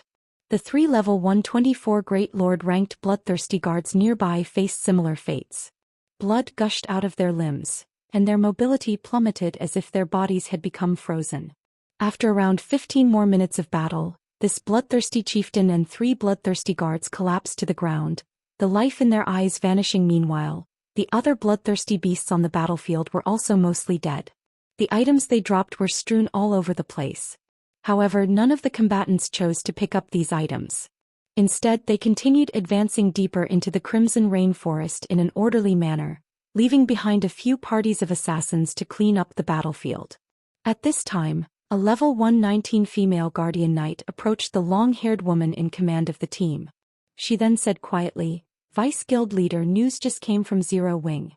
They say they're willing to sell information on the Tier 4 promotion quest." "Oh, he's actually willing to sell the information?" Cold Shadow was surprised to hear White Feather's words. In her opinion, the information on the Tier 4 promotion quest was Sure Feng's greatest trump card in God's domain. It was something he definitely would not sell to other people. "He is willing to sell, but the price he demands is incredibly high," White Feather said with an ugly expression, emphasizing the words incredibly high. "Incredibly high?" Chuckling, Cold Shadow asked, "How much does he want?" 5,000 units of 7 luminaries crystal, White Feather replied in a low tone. Sure Feng obviously has no intention of selling that information. He's clearly just messing with us. 5,000 units? He really knows how to set a price, Cold Shadow said, smiling. "I'm guessing that those superpowers are fuming at Zero Wing at this point. They'll most likely disregard all costs and take action against Zero Wing. That's for sure. There's no way those superpowers can afford to pay 5,000 units of 7 luminaries crystal.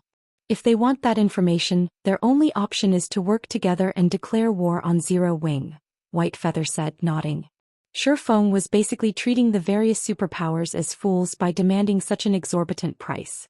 The various superpowers would be insane to go along with him. "Fine. Go and notify Zero Wing that I'm buying it," Cold Shadow said, smiling. "You're buying it?" White Feather's eyes widened immediately as she stared at Cold Shadow in disbelief. "Vice Guild Leader, that's 5,000 units of 7 luminaries crystals we're talking about." While mythology could indeed disperse 5,000 units of 7 luminaries crystals, it would still suffer from the loss. Not to mention, the guild's higher-ups kept reiterating that the 7 luminaries crystal was the guild's most important resource and must not be used randomly. "That's right. I'm buying it." Cold Shadow nodded. She then asked White Feather, "Do you think Zero Wing's people are fools?" After giving the matter some thought, White Feather answered, "They shouldn't be, but they're still too arrogant." Yes. Zero Wing was arrogant to the bones. The guild was not taking the various superpowers seriously at all. That's enough then. Since they're not fools, they should be aware of the consequences of pulling such a stunt. In a slightly resentful tone, Cold Shadow added, "Although I detest Zero Wing, the fact that Zero Wing has survived until now shows that the guild isn't as simple as we think it is. Even Sir Odin gave up on killing Sure Feng. You can tell how extraordinary he is. But that's 5,000 units of 7 luminaries crystal." White Feather couldn't help repeating herself. "The guild definitely won't agree to this transaction." "I already said that I would buy it, not the guild," Cold Shadow said, shaking her head. "So we don't need to worry about what the guild will say about this. Vice Guild Leader, if you buy it, you'll be giving away all the 7 luminaries crystals you've saved to Zero Wing." White Feather was even more shocked at Cold Shadow's words. Hurriedly, she warned, "In this case, I'm afraid you will have to postpone becoming the first Vice Guild Leader indefinitely." 7 luminaries crystals had always been very important to mythology. Hence, Cold Shadow had constantly been stockpiling the crystals since early on so that she could contribute them to the guild during a critical moment and have the guild recognize her value. However, if Cold Shadow used up her entire stockpile, gaining recognition would be difficult. While 7 luminaries crystals are indeed important, getting promoted to Tier 4 is much more important right now. Gazing at the endless crimson forest ahead of her, Cold Shadow said seriously, "The places Tier 3 players can visit are too limited. Only after reaching Tier 4 can players venture into more valuable locations. Hence, our first priority now is to reach Tier 4. Then we can easily earn back those crystals." In reality, Cold Shadow felt extremely upset by Shifeng's actions. She wanted nothing more than to give him a few hundred deaths right now. However, in the current God's domain, only Shifeng knew how to get promoted to Tier 4 quickly and the exact details of the Tier 4 promotion quest. Getting her hands on this information would be equivalent to securing herself an absolute advantage. After all, she had reached level 120 already with Zero Wings information. She could undoubtedly reach Tier 4 ahead of everyone else in the guild. She could be the first to venture into places that players currently considered taboo and continuously strengthen herself. At that time, even becoming the strongest expert of mythology's younger generation wouldn't be impossible. I understand. I'll make the necessary preparations now. Seeing the determination in Cold Shadow's eyes, White Feather understood that there was nothing she could say to dissuade Cold Shadow from her decision. At present, the various superpowers should already have players at level 120. If Cold Shadow could reach Tier 4 ahead of everyone else, her authority in the guild would definitely increase. Of course, Cold Shadow was also making a gamble. She was betting that Zero Wing would not lose to the various superpowers and that Zero Wing could survive the upcoming battle. In that case, she would obtain an absolute advantage. However, White Feather wasn't aware of how crazy Cold Shadow actually was. In Cold Shadow's opinion, it did not matter whether Zero Wing could survive or not. She would be satisfied so long as she could get her hands on this opportunity. Orc Empire, Silverwing City. Damn it. Zero Wing is clearly toying with us. That's right. We are kindly offering to purchase his information on the Tier 4 promotion quest, yet he's repaying us like this. Let's just join hands. So long as we join forces to hinder Zero Wing's operations, Zero Wing will have to yield to us. Yes. With our combined strength, there's no chance whatsoever that Zero Wing will survive. Many of the superpowers operating in Silverwing City secretly came to an agreement to suppress Zero Wing. They began targeting Zero Wing's members to force Zero Wing into obediently surrendering the information on the Tier 4 promotion quest. Meanwhile, inside Zero Wing's residence, Shifeng received a call from Yuan Tiexin. Guild leader Black Flame, you've gone too far this time. Even if you want to sell the Tier 4 promotion quest's information, you could have just asked for 1,000 units.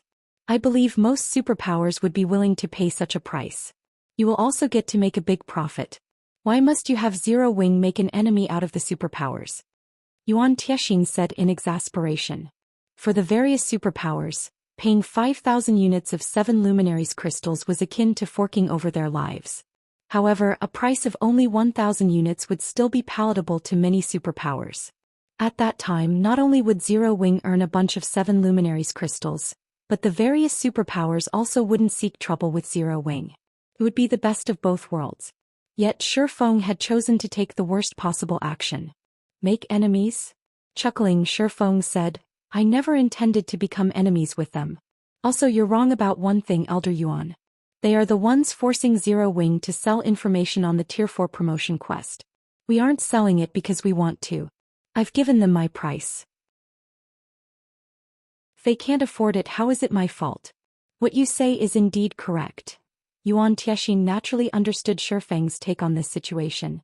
However, Zero Wing's circumstances were inferior to the various superpowers. Meanwhile, having wealth without the strength necessary to protect it became a sin. But those superpowers won't share your way of thinking. They will definitely cooperate in secret to target Zero Wing's members. At that time, Zero Wing's members will shed a river of blood.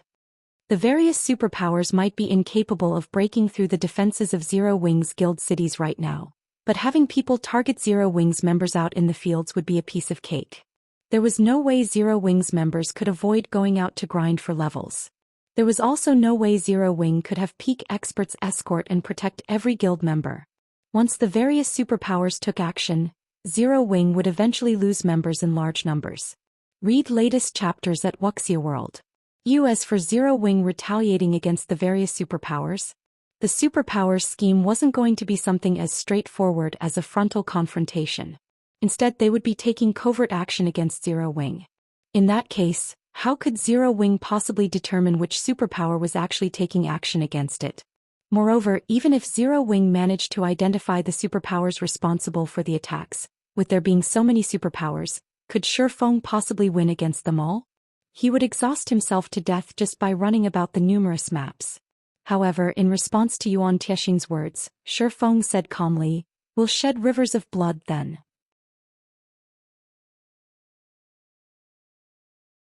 Chapter 2749, Tier 4 Promotion Quest Secret. This is madness. He has truly gone mad. After hanging up the call, Yuan Tiexing fell speechless. He never thought that Shifeng would be so stubborn. Shifeng clearly could have settled things easily so long as he made some concessions, yet he had adamantly refused to do so. Uncle Yuan, many of those superpowers have already begun joining forces. When they find out that Zero Wing is unwilling to concede at all, they will definitely take action, Purple Jade said as she read the report her subordinate just sent her. Zero Wing's present situation could be said to be very bad. According to the report, over 15 superpowers had already agreed to work together to deal with Zero Wing. Forget it. He can do whatever he wants. The clash between the various superpowers and Zero Wing will most likely drag on for some time. After all, Zero Wing's 3 cities are too difficult to take down. We'll see who can last until the end, Yuan Tiexing said, shaking his head. A glimmer of light then flashed in his eyes as he continued. Also, we still have more important matters to deal with. If we succeed in this upcoming operation, the secret pavilion can thoroughly surpass the various superpowers. At that time, even the 5 great super guilds will have to fear us. I'll make the necessary preparations, Purple Jade said, her eyes similarly filled with joy and excitement. Tier 4 had never been the end of God's domain. Instead, it was only the beginning. The secret pavilion had been waiting for this moment for far too long. Now it could finally fulfill its long-cherished wish. Dark Knight Empire, Starlink's residence. Good. That's what Zero Wing should do. That's right. Go and thoroughly offend those superpowers. Lu Xinghua laughed happily when he received news of Zero Wing's actions. Previously, he had had a huge headache over how to deal with Zero Wing. However, Zero Wing had actually taken the initiative to offend even more superpowers. With this, he would have a much easier time destroying Zero Wing. As Lu Xinghua was celebrating in joy, a robust man covered in a black cloak and runic bandages suddenly entered his office. "Sorry for the long wait, young Master Lu," the robust middle-aged man said as he arrived before Lu Xinghua. He then continued in a low tone, "We have resolved most of the troubles there already. We are only waiting for your side now." "Good. You came at the perfect time. This time even the heavens want Zero Wing dead." Lu Xinghua grew even more excited when he looked at the mysterious middle-aged man. "Leave it to me. I'll definitely persuade those old fellows to give you their full help." "Thank you, young Master Lu," the robust man said. "So long as this operation succeeds, the lord of our household will also assist young Master Lu in quelling all your enemies." "I believe you. After all, no one has a better understanding of God's domain than you guys right now," Lu Xinghua said, smiling. Be it this robust man or the person backing him, Lu Xinghua placed immense trust in them. In the eyes of these people, the various superpowers were negligible. Given enough time, these people could even take on the 5 great super guilds simultaneously. This was because the 5 great super guilds did not understand God's domain at all. What they knew now was only the tip of the iceberg. Orc Empire, Zero Wing's residence. Guild leader, aside from one person, no superpower has stepped forward to purchase the information on the Tier 4 promotion quest, Yulan said. As she watched Shifeng casually sort the information on the Tier 4 promotion quest, her head throbbed. Judging by the other superpowers' actions, they don't plan to buy it. Since these superpowers had no intention of purchasing the information, their next action was obvious. They would fight for it. They would fight a war of attrition that would last days and weeks. Meanwhile, Zero Wing's opponent this time would no longer be just one or two superpowers. Instead, almost all of the Eastern continent's superpowers would become Zero Wing's enemies. There's actually a fool trying to buy it? Shi Feng was surprised when he heard Yulan's words. Truthfully, he had never once thought that any of the superpowers would purchase his information at the price he quoted. He was sorting through the information on the Tier 4 promotion quest only because his own guild needed it.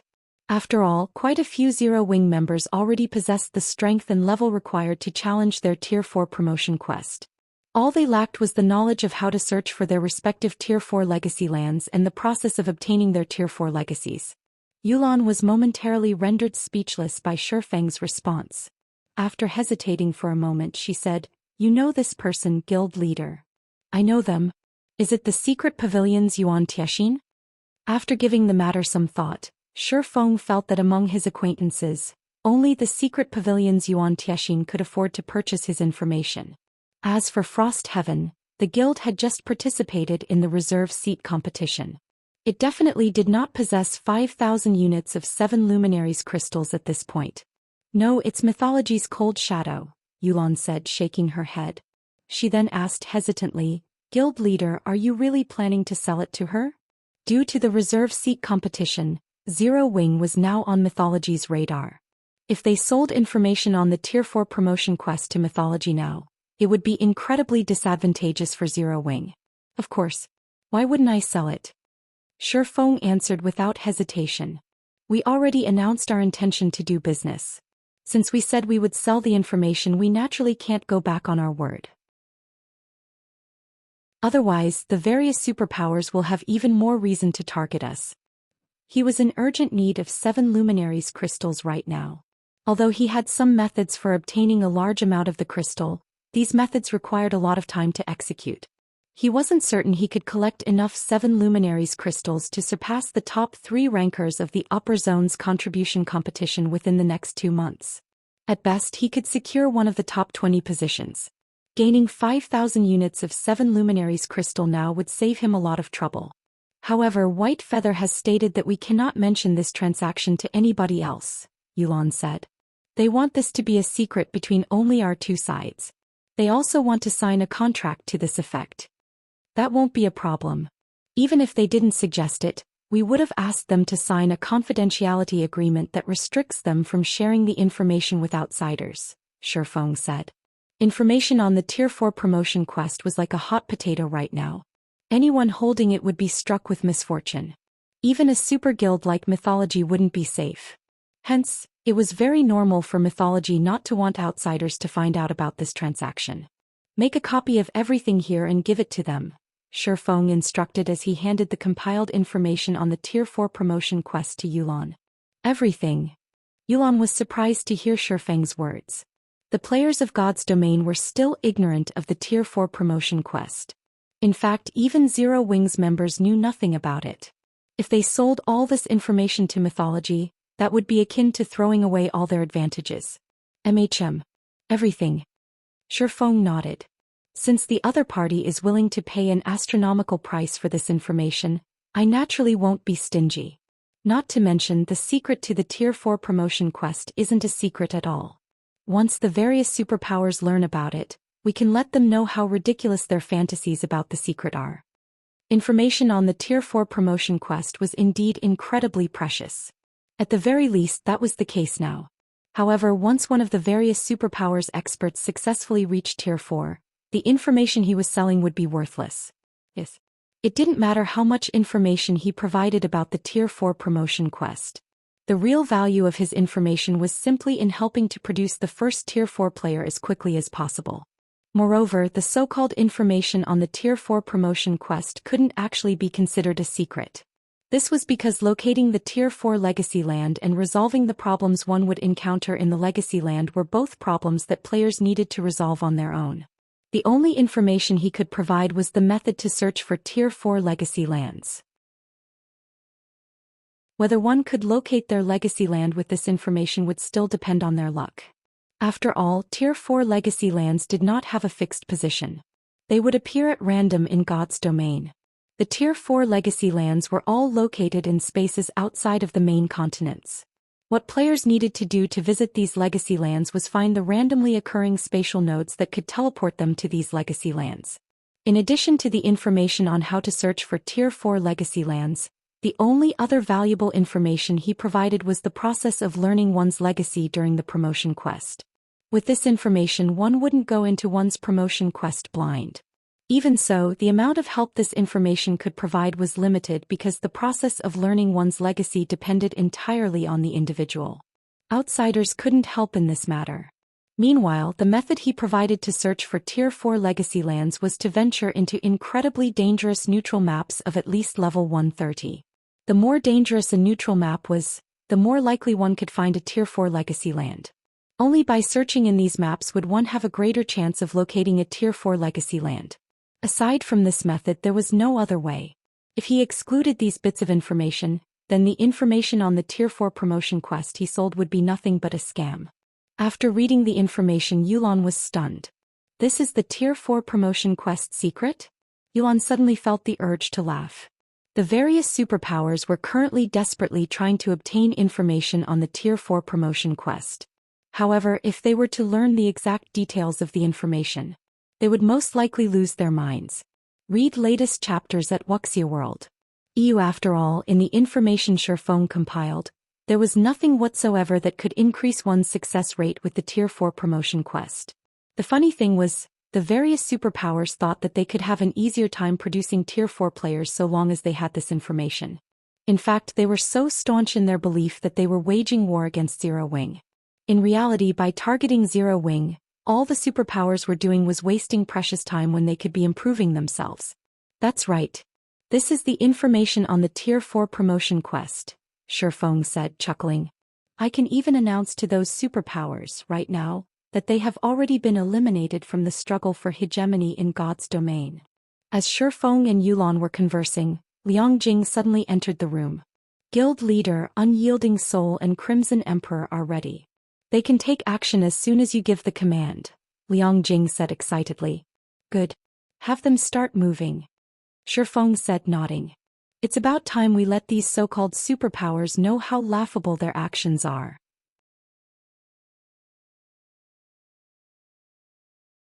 Chapter 2750, Daunting Silverwing City, Business Plaza. Due to the news of the various superpowers targeting Zero Wing, the number of players occupying the city's business plaza declined. Many players were afraid of becoming collateral damage. The independent players that were initially planning on joining Zero Wing also began hesitating. And here I thought I could join Zero Wing and spread my wings after coming to Silverwing City. From the situation now, it seems I've made the wrong call.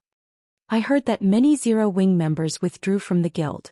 The ones that chose to stay don't even dare set foot outside Zero Wing's guild cities. If I were to say which guild is the strongest right now, it would have to be Saint's Hand. Why don't we join Saint's Hand? If we do, we won't have to worry about those faux saint monsters. The players inside one of the city's bars inevitably discussed whether they should head to other places to develop themselves. At this point, they no longer held any hope for Zero Wing. Meanwhile, in a corner of the bar, several cloaked men listened quietly to these conversations. The younger men among them revealed sneers on their faces when they heard about Zero Wing's present situation. And here I thought the guild she joined was some powerful existence. A level 122 Tier 3 assassin youth, who radiated an aura that made even Tier 3 experts quail, said with displeasure. It seems we were being overly concerned. To think we even went out of our way to come to this backwater.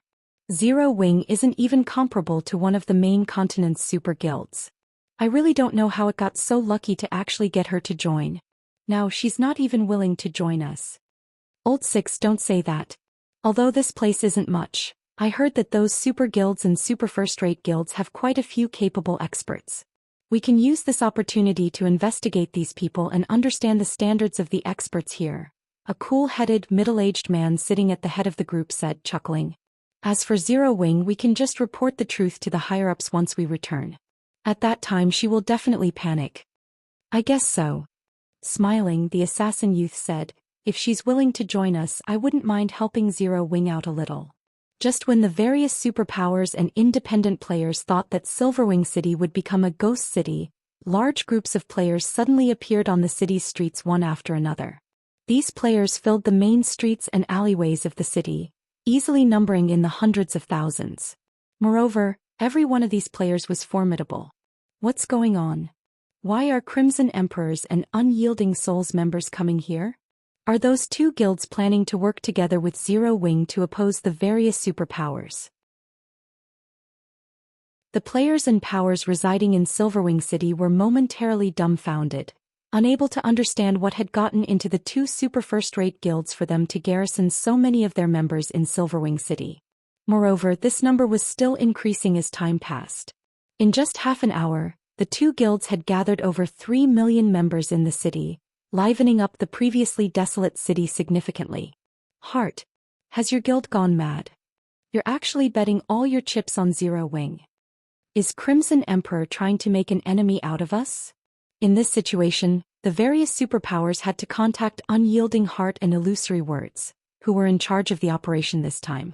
Although they knew that Unyielding Soul and Crimson Emperor could be considered Zero Wing's allies, Zero Wing was currently going up against almost all of the Eastern Continent's superpowers. Standing with Zero Wing now was no different from suicide. Yet, to the various superpowers' astonishment, both Unyielding Soul and Crimson Emperor declared their intention to side with Zero Wing. Moreover, they even announced that they wouldn't sit still and do nothing should those superpowers take action against Silverwing City. However, Zero Wing's move was even more unexpected than Unyielding Souls and Crimson Emperors. Zero Wing actually ordered all members above level 100 to gather in Silverwing City. More than 2 million Zero Wing members appeared in Silverwing City. At present, not only was Silverwing City far livelier than before, but the number of Tier 3 experts gathered in the city had also exceeded 10,000. This was more than what any other guild city on the main continent had.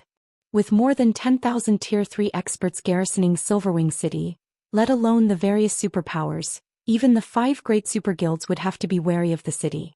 It was no exaggeration to say that with this kind of power, Silverwing City could trample the various powers operating in the Orc Empire.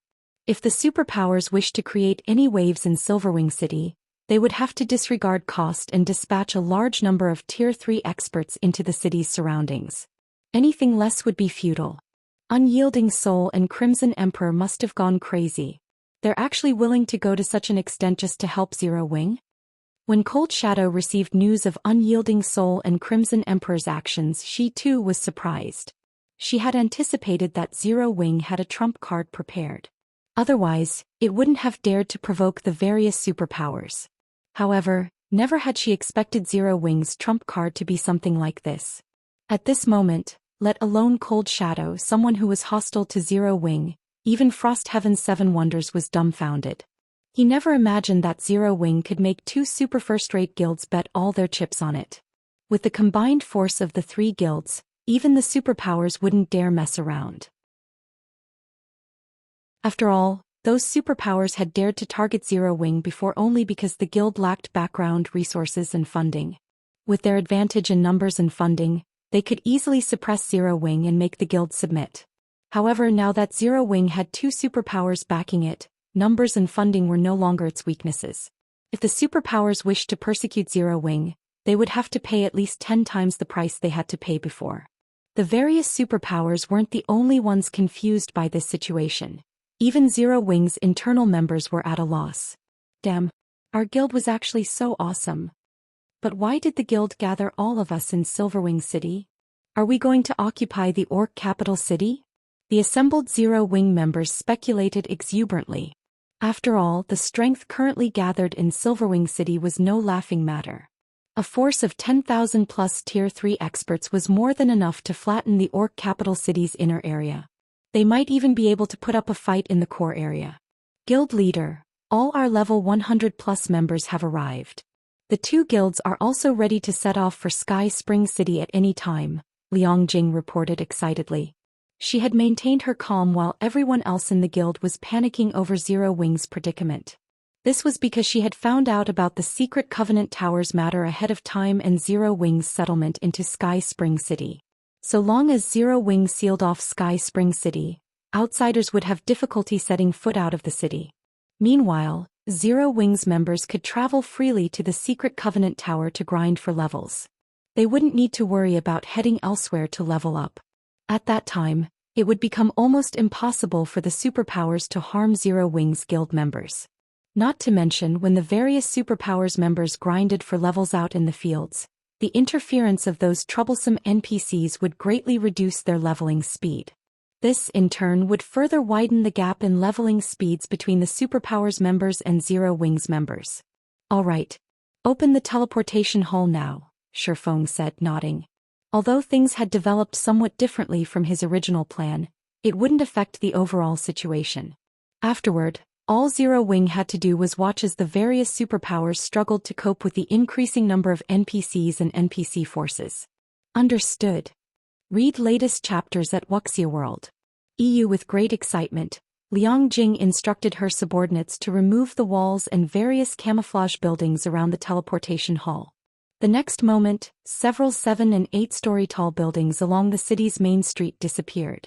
Not only did the disappearance of these buildings create a spacious plaza, but there was even a massive 5-story tall building in the center of this plaza. When the players walking on Silverwing City's main street saw this building, they were immediately dumbfounded. The building sitting in the plaza was something very familiar to them. A teleportation hall.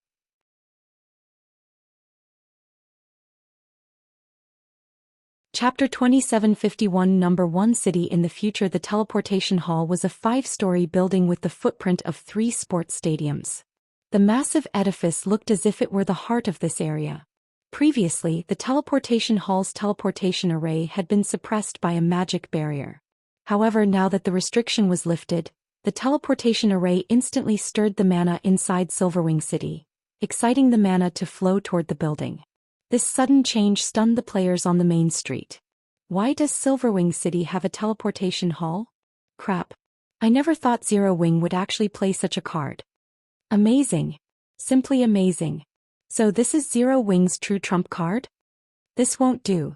I need to rent some shops in Silverwing City now. I must rent them no matter the cost. The many players on the streets who were originally planning to leave Silverwing City for greener pastures were now in a hurry. Some of the players who were quick to respond hastened to Silverwing City's City Lord's mansion immediately. Hurry up. B. Notify the commander right away. We can't let the commander rent a house in another guild city. We got tricked by Zero Wing.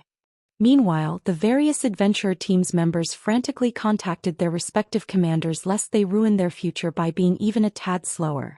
As for the various large guilds members, their initial gleeful expressions were now replaced with gapes of disbelief. A teleportation hall. This was a building all players in God's domain were familiar with. Everyone knew just how valuable a guild city with a teleportation hall would be. Compared to high-ranking constructions or Tier 4 NPC guards, a teleportation hall was many times more valuable. After all, so long as a guild city possessed a teleportation hall, it would be connected with the countless NPC cities of God's domain. The addition of a teleportation hall to a guild city would be akin to a human living in the Stone Age instantly transforming into a human living in the modern era.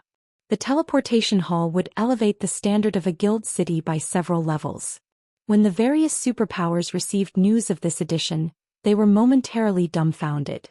None of them ever expected Zero Wing to have such a card. Meanwhile, the Zero Wing members inside Silverwing City reacted with surprise and joy.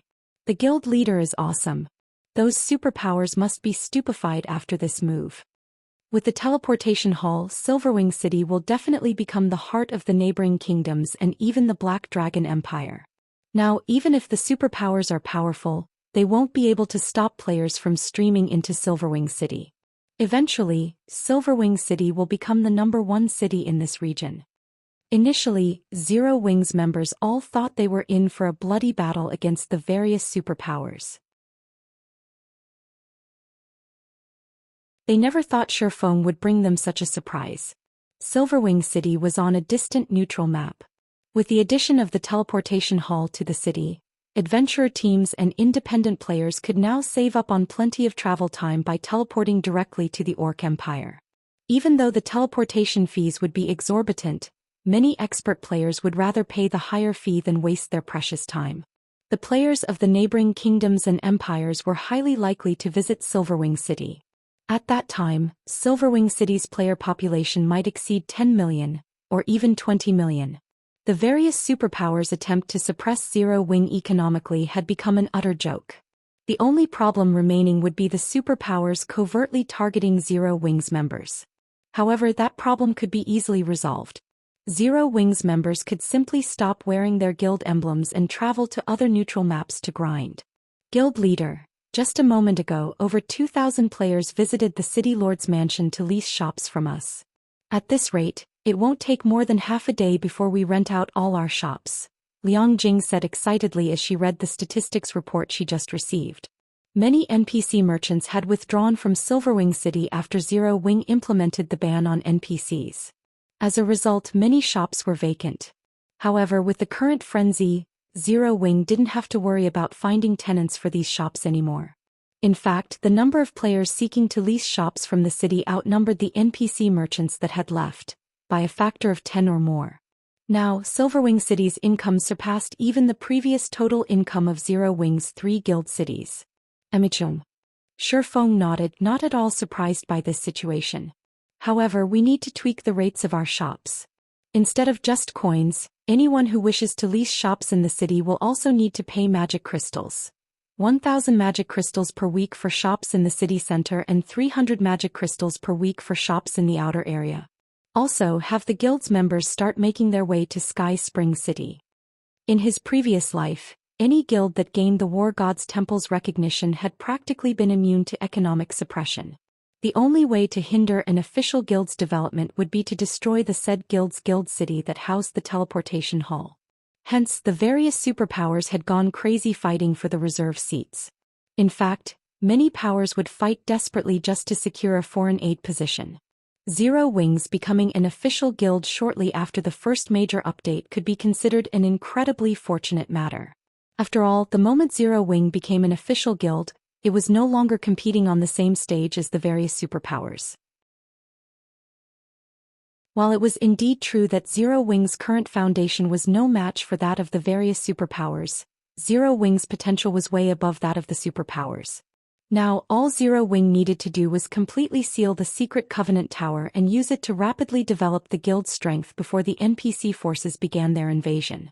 If everything went well, Zero Wing would just have to sit back, watch as the various powers got eliminated, and harvest the territories of these eliminated powers afterward. Now Zero Wing was in a race against time. As for struggling against the superpowers, that was simply a waste of precious time. After all, in the past, less than 20% of the superpowers had survived the NPC forces' invasion. Since the first major update had taken place much sooner this time, the outcome would most likely be even worse. Meanwhile, after hearing Shifeng's orders, Liang Jing said excitedly, "I'll have them start heading over now." Afterward, the members of Zero Wing, Unyielding Soul and Crimson Emperor in Silverwing City teleported to Sky Spring City one after another. The mass migration instantly flooded the desolate streets of Sky Spring City with players. This scene also surprised the original inhabitants of Sky Spring City. Subsequently, Unyielding Soul and Crimson Emperor made an announcement to every player in Sky Spring City, stating that their 2 guilds would be imposing a lockdown on Sky Spring City and that any unaffiliated players caught trying to leave the city would be killed without question. For a time, Sky Spring City's players fell into turmoil. Although Sky Spring City's various powers couldn't understand why Unyielding Soul and Crimson Emperor were doing such a thing, locking down an NPC city was child's play for the 2 super first-rate guilds. Hence, after receiving the announcement, Sky Spring City's various powers promptly fled the city, migrating their base of operations to other NPC cities. This in turn made Sky Spring City the exclusive haven of Zero Wing, Unyielding Soul and Crimson Emperor. At this time, a gigantic black eagle circled above the city. Sitting on the Thunder Eagle's back, Unyielding Heart pointed at the dozen or so flying mounts patrolling nearby and said proudly, "Brother Black Flame, Sky Spring City is now sealed off completely. Our 2 guilds have organized a flying patrol squad to secure the skies. Now not even a bird can fly out of the city. It is indeed amazing. Players can't fly out even if they want to." Shifeng felt a trace of admiration as he looked at Unyielding Souls and Crimson Emperor's flying mounts. He had to admit that the super first-rate guilds were indeed powerful. In an era where flying mounts were incredibly rare, Unyielding Soul and Crimson Emperor had actually managed to secure so many. Moreover, by the looks of it, these flying mounts were of considerably high quality. Even the weakest among them was at the advanced common rank, with 2 or 3 of them even reaching the basic extraordinary rank. If a player did not possess an advanced extraordinary rank flying mount, they wouldn't stand a chance against the coalition of these flying mounts. However, Illusory Words shook her head at Unyielding Heart's words. Unlike Unyielding Heart, she didn't have a very optimistic view of the situation. I'm afraid the various superpowers will start paying even closer attention to us now. If we march boldly into the secret Covenant Tower, I believe it won't be long before news of it gets out. At that time they will definitely do everything they can to investigate the matter. If that happens, the time we can keep the secret hidden will be very short. And once the various superpowers find out about the Tier 3 legacies, all of them on the eastern continent will disregard all costs to contest over the tower. With the amount of time we have, I'm afraid we won't be able to secure many advantages from the tower. Under normal circumstances, their series of actions would have already caught plenty of attention. Now they had even become the focus of the superpowers. Meanwhile, no secret could be kept forever, especially with massive organizations like their guilds. No matter how hard they tried to keep the secret Covenant Tower's secret hidden, the secret would eventually get out. The only way to prevent the secret from leaking would be to avoid informing the members of their guild and prevent their guild members from entering the secret Covenant Tower at all. However, they couldn't afford to take such an action. Indeed. Shifeng nodded. He very much agreed with Illusory Words' worries. Compared to Illusory Words and Unyielding Heart, Shifeng knew much more clearly just how much of an impact the secret Covenant Tower would have on the continent of God's domain. Once the tower's secret got out, the resulting struggle wouldn't be a simple competition between superpowers. Instead, it would be a fight to the death. Quite a few superpowers had even perished during the struggle back then. However, we have already acted. We can't possibly avoid entering the tower now, right? Unyielding Heart also understood that the secret would get out very quickly once they began sending their members into the tower. In fact, the secret would still leak even if they allowed only a small number of the guild's confidants into the tower's 30th floor and below. No. Shifeng shook his head. Smiling, he said, "We aren't exactly without options to take full control of the secret Covenant Tower. What other options do we have?" Unyielding Heart asked as he looked at Shifeng curiously. In his opinion, once the secret got out, their 3 guilds wouldn't be able to retain their monopoly of the secret Covenant Tower. The only thing they could do now was grind for as many Tier 3 legacies as possible before the inevitable occurred. Illusory Words also turned to look at Shifeng, a trace of confusion in her eyes. "You'll understand once you take a look at this," Shifeng said as he sent a document to the 2 people. He then added, "You must keep this matter a secret. You absolutely cannot let other people know about it. Otherwise, you will no longer have any connection with the secret Covenant Tower in the future. In contrast, if we succeed in this matter, your 2 guilds can each occupy 25% of the secret Covenant Tower's shares." "What is it? Is this thing you speak of really so amazing?" Unyielding Heart felt that Shifeng was indulging in hyperbole. The latter spoke as if the secret Covenant Tower was already in the bag. "You're not talking about the Tier 4 promotion quest information, right?" Illusory Words joked. Shaking his head, Shifeng said, "You'll understand once you see it. Read latest chapters at Wuxia World." Immediately, Unyielding Heart and Illusory Words stopped speaking and opened the file Shifeng sent them. However, as soon as they read the information, their jaws dropped, their eyes widened in disbelief, and their hearts pounded with shock. Looking at Shifeng, Unyielding Heart asked in a quivering voice, "Is this real?" The thing that Shifeng had just shown them completely exceeded Unyielding Heart's imagination. In fact, compared to it, the information on the Tier 4 promotion quest was worth less than dust. After all, the thing that Shifeng showed them could completely rewrite the status quo in God's domain. A small mobile fortress.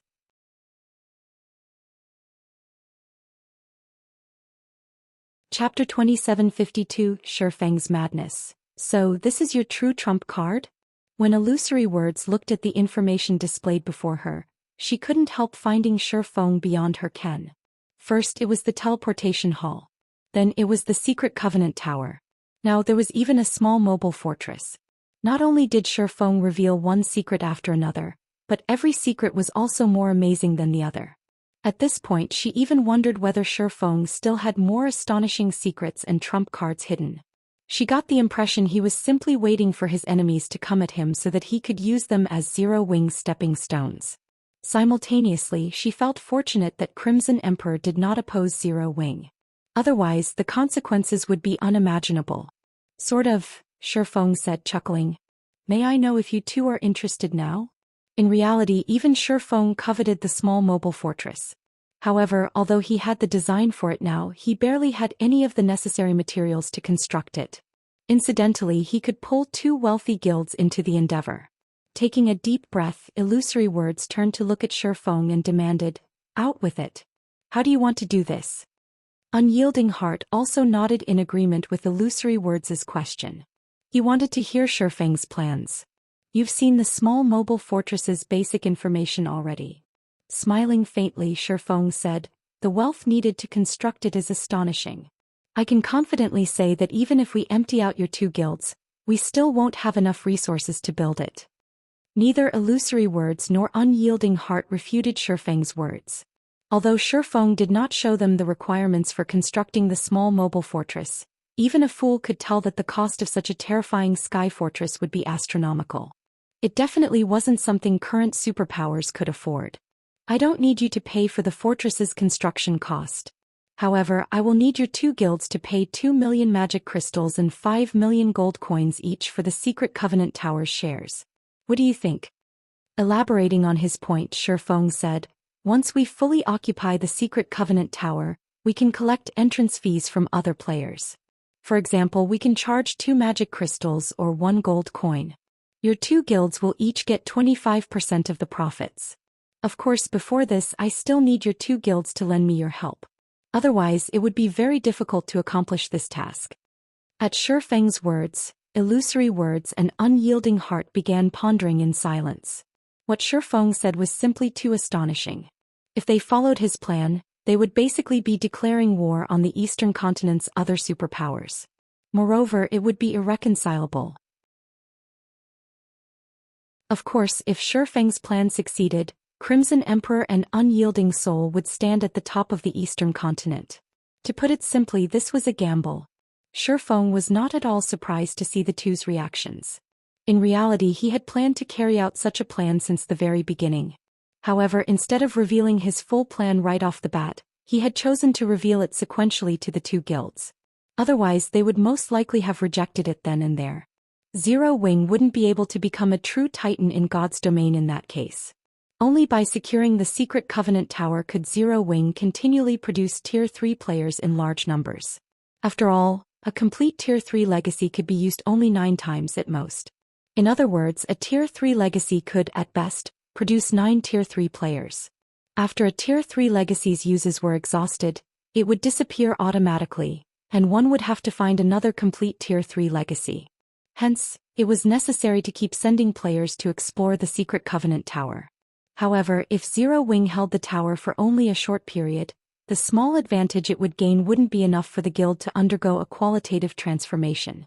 Only by having complete control over the tower would Zero-Wing build a foundation solid enough to dominate God's domain.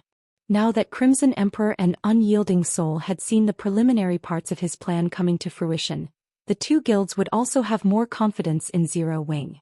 Meanwhile, Illusory Words and Unyielding Heart simultaneously contacted their respective superiors and secretly discussed the partnership Shifeng proposed. At this time, Zero-Wing had given them 2 options. Moreover, they had to choose between these options right now. The first option was to give up on further cooperation and focus only on obtaining some benefits from the Secret Covenant Tower. Afterward, the tower would no longer have any connection with their 2 guilds, becoming the competition ground of the other superpowers instead. The second option was to further their cooperation with Zero-Wing, taking full control of the Secret Covenant Tower and making an enemy of every other superpower on the Eastern continent. If their plan succeeded, their guilds would gain an endless stream of resources and Tier 3 players. If they failed, it wouldn't be surprising if their guilds disbanded. This was a gamble that put everything on the line. After discussing for more than 10 minutes, Illusory Words and Unyielding Heart simultaneously disconnected their calls and looked at Shifeng. Guild leader Black Flame, Crimson Emperor has decided to take your gamble this time. However, we have a condition for doing so, Illusory Words said slowly. If you cannot agree to this condition, we cannot further our partnership. Brother Black Flame, it is the same for my side as well, Unyielding Heart said with a bitter smile. You are playing with too big a fire this time. Our hesitation is natural. Go ahead. Shifeng wasn't at all surprised by this response. After all, the bet he proposed basically involved their guild's life or death. However, not everyone would have the opportunity to make such a bet either. The two guilds should know this as well, which was why they did not refuse his offer outright. Instead, they had chosen to accept his offer while increasing their chances of survival as much as possible by adding conditions. In fact, it would be strange if they didn't do so. I'm guessing the requirement of our two guilds should be the same. With a helpless smile, Illusory Words said, if Zero Wing's plan this time fails, Crimson Emperor wants half of Silverwing City's profits. Unyielding Heart nodded in agreement. The price Shifeng was asking their two guilds to pay was no laughing matter. If the plan really failed, their guilds would be doomed for sure. However, if they had Silverwing City's income, they could more or less survive the ordeal. That won't be a problem, Shifeng answered without the slightest bit of hesitation. Since he had invited the two guilds into an alliance, he naturally had to provide them with a safe path of retreat. Otherwise, who would be willing to take such a risk? After all, even if Crimson Emperor and Unyielding Soul secured only a small advantage through the secret Covenant Tower, they could still become titans in God's domain, unlike Zero Wing. And even if the two guilds managed to gain full control over the tower, their situation would improve only slightly. They would be a step ahead of the various superpowers but still be no match for the 5 great super guilds. B/B Shifeng's decisiveness stunned Illusory Words and Unyielding Heart. In their opinion, Silverwing City was Zero Wing's last path of retreat. It was also one of Zero Wing's main sources of income right now and would most likely remain so in the future. One could say that so long as Silverwing City remained standing, Zero Wing would continue to survive in God's domain. However, Shifeng had agreed to give its income away without hesitation. What the two of them did not know was that Shifeng had never once deemed Silverwing City or Stone Forest City that important. The small mobile fortress was the way to go. Even if his plan failed this time and he managed to gather only a small portion of the small mobile fortress's construction materials, he would have profited massively. In his previous life, guilds had been willing to exchange 3 main guild cities for one small mobile fortress, let alone a measly basic city. Even then, no guild had accepted the trade. Following this, Illusory Words and Unyielding Heart signed a guild contract with Shifeng on behalf of their respective guilds. As stipulated in the contract, Crimson Emperor and Unyielding Soul would do everything they could to support Zero Wing during this time. Both guilds would also pay 2 million magic crystals and 5 million gold coins to Zero Wing. In exchange, Zero Wing would have to give up all of Silverwing City's income to the two guilds should the plan fail. When the guild contract took effect, both Illusory Words and Unyielding Heart breathed out a deep sigh of relief. This was undoubtedly the scariest and craziest wager they had participated in their entire lives. Brother Black Flame, what do you need us to do next? Unyielding Heart asked Shifeng. With the contract signed, their two guilds would move according to Shifeng's arrangement. Moreover, Unyielding Heart was also curious about what Shifeng needed their two guilds' strength for. Although he didn't know what it cost to construct a small mobile fortress, the price definitely wasn't something even 5 superpowers working together could afford. Otherwise, mobile fortresses wouldn't be so rare in the various kingdoms and empires. Read latest chapters at Wuxia World. There's nothing much you can do now. Your two guilds just need to focus on locking down the secret Covenant Tower. At the same time, send some trustworthy members to explore the 30th floor and beyond to obtain as many Tier 3 legacies as possible. After giving the matter further thought, Shifeng said, in addition, I'll need your two guilds to organize a 100-man team of peak experts, which will follow me to a place. A 100-man team of peak experts?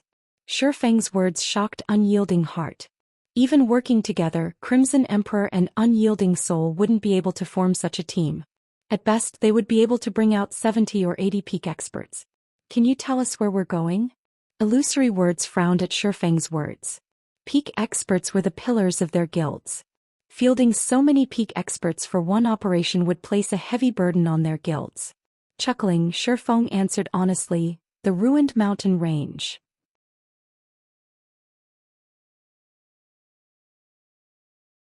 Chapter 2753, Godslayer's Treasure, the Ruined Mountain Range? Illusory words and unyielding heart were stunned by Shifeng's answer, their complexions turning indescribably grim. The two of them were not unfamiliar with the name Ruined Mountain Range.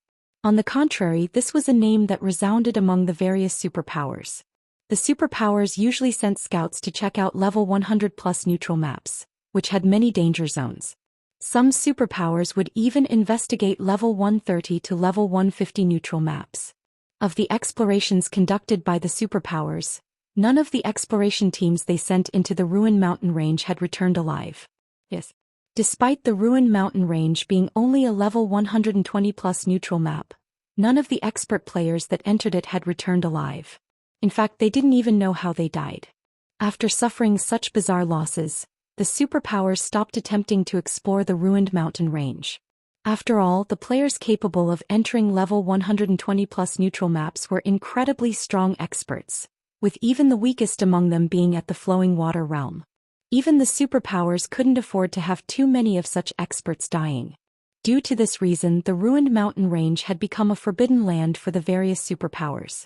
Even though the superpowers already had level 118+ expert players under their command now, none of them dared make another attempt. After a while, Unyielding Heart asked nervously, "Must we go in there?" Peak experts were the main pillars supporting their guilds. Even the death of one of these experts would distress them. It would be an absolute nightmare if several dozen of them died. We must. Entering the Ruined Mountain Range is the prerequisite for our success, Shifeng said, nodding. If possible, he wouldn't want to enter the Ruined Mountain Range at this time either. However, the Ruined Mountain Range was his only option to secure a large amount of resources quickly. This was because the Ruined Mountain Range was a true forbidden land with the lowest level requirement. Players had a chance of surviving in the neutral map so long as they reached level 120. Moreover, the Ruined Mountain Range was also one of the most highly contested forbidden lands in his previous life. Although the Ruined Mountain Range was labeled a forbidden land, it wasn't a forbidden land for all life. Instead, it was only a forbidden land for humans. Humans would face great danger when entering the Ruined Mountain Range. However, non-humans wouldn't. Most importantly, the clue he had to the Godslayer led him to the Ruined Mountain Range. After analyzing the map clue and with his understanding of the Ruined Mountain Range, he felt it was highly likely that one of the Godslayer's treasures was hidden inside the Forbidden Land. The Earthfall Secret Land. This was something he had only heard of during his previous life. Although he didn't know who activated the Earthfall Secret Land, what he did know was that the 5 great super guilds had dispatched over 40 Tier 5 experts to contest for it. The struggle between these experts had very nearly flattened the Ruined Mountain Range's outer area. As to what the Earthfall Secret Land contained, there had been all sorts of rumors about it in the outside world. However, nobody actually had a concrete answer. This was because shortly after the Earthfall Secret Land appeared, 3 of the 5 great super guilds had joined forces to monopolize that place. The 3 guilds had prohibited not only outsiders from entering but even their own internal members. The minimum condition to enter the Earthfall Secret Land had been being a Tier 4 core member. Nevertheless, one thing was certain. The Landfall Secret Land was a different dimension the Godslayer had created. The Secret Land had boasted an abundance of riches and/or veins. Magic crystals could also be found all around. It wasn't a place the outside world could compare to. Hence, Shifeng intended to take a look at the Earthfall Secret Land. However, the road leading to the Earthfall Secret Land was a treacherous one. After all, countless Tier 4 players had died in the Ruined Mountain Range in his previous life. Even Tier 5 players had fallen in the map. It wasn't a place that lone individuals could easily traverse. Therefore, Shifeng planned to tap the power of Crimson Emperor and Unyielding Soul for this endeavor. The Ruined Mountain Range is extraordinary. Not to mention, the 2 of our guilds don't even have enough people to form a 100-man team of peak experts. I'm afraid it's going to be difficult to survive there, Illusory Words stated. How about we include some additional Tier 3 experts? That will increase our chances. Compared to Tier 3 peak experts, Ordinary Tier 3 experts were far less prized. If they came across dangerous situations, they could have the ordinary experts scout ahead instead of putting the peak experts at risk. This method was frequently employed by superpowers when exploring forbidden lands. No. Shaking his head, Shifeng smiled and said, "The ones participating in this expedition aren't just experts from your two guilds. Other experts will come with us as well." Other experts? Are they safe? Illusory Words and Unyielding Heart were confused by Shifeng's words. The operation this time was evidently a top secret. They couldn't afford to invite outsiders at all. Moreover, the operation had high requirements for players. They found it hard to believe that Zero Wing actually had other allies that could be trusted for this operation. They're safe. Their strength is also more than enough to participate in this operation, Shifeng said, chuckling. The Earthfall Secret Land was a place that the 5 great super guilds had considered a strategic resource. Once there, he naturally couldn't explore it together with Crimson Emperors and Unyielding Souls members. However, exploring the secret land by himself was also impossible. Hence, he needed to bring some other people with him. Only outsiders did not know that these people were actually part of Zero Wing. Afterward, Shifeng had Illusory Words and Unyielding Heart gather their guild's peak experts while he contacted the Azura Adventurer team. As for the Secret Covenant Tower, he tasked Fire Dance and the rest of Zero Wing's main force to handle it. After all, the expedition to the Ruin Mountain Range would take a lot of time. Since Fire Dance and the others could already challenge their Tier 4 promotion quests, it would be a loss for them to accompany him. Black Dragon Empire, Thousand Rock Town. Several dozen flashes appeared on the town's teleportation array as Unyielding Souls and Crimson Emperor's peak experts arrived in this desolate border town. Although Thousand Rock Town was known as a town, there were hardly any NPCs there, let alone players, because of the town's proximity to the ruined mountain range. The neutral map was so dangerous that even NPCs wished to avoid it. After glancing at the desolate street, Blue Gown-eyed Shifeng, who stood nearby. She then asked Illusory Words curiously through a private conversation, "Big Sis Illusory, who do you think guild leader Black Flame invited?" In her opinion, their team, which consisted entirely of peak experts or better, was incredibly rare even in the entire God's domain. She found it inconceivable that Zero Wing could invite another team capable of rivaling theirs. Aside from the many peak experts, their team had Illusory Words and Unyielding Heart. The former was a cleric who stood at the pinnacle of God's domain, while the latter was a berserker with defense rivaling MT classes. There was also Blue Gown herself, who was the third-ranked Guardian Knight in Crimson Emperor's main force. At this stage of the game, only the 5 great super guilds would be capable of fielding such a team. I don't know.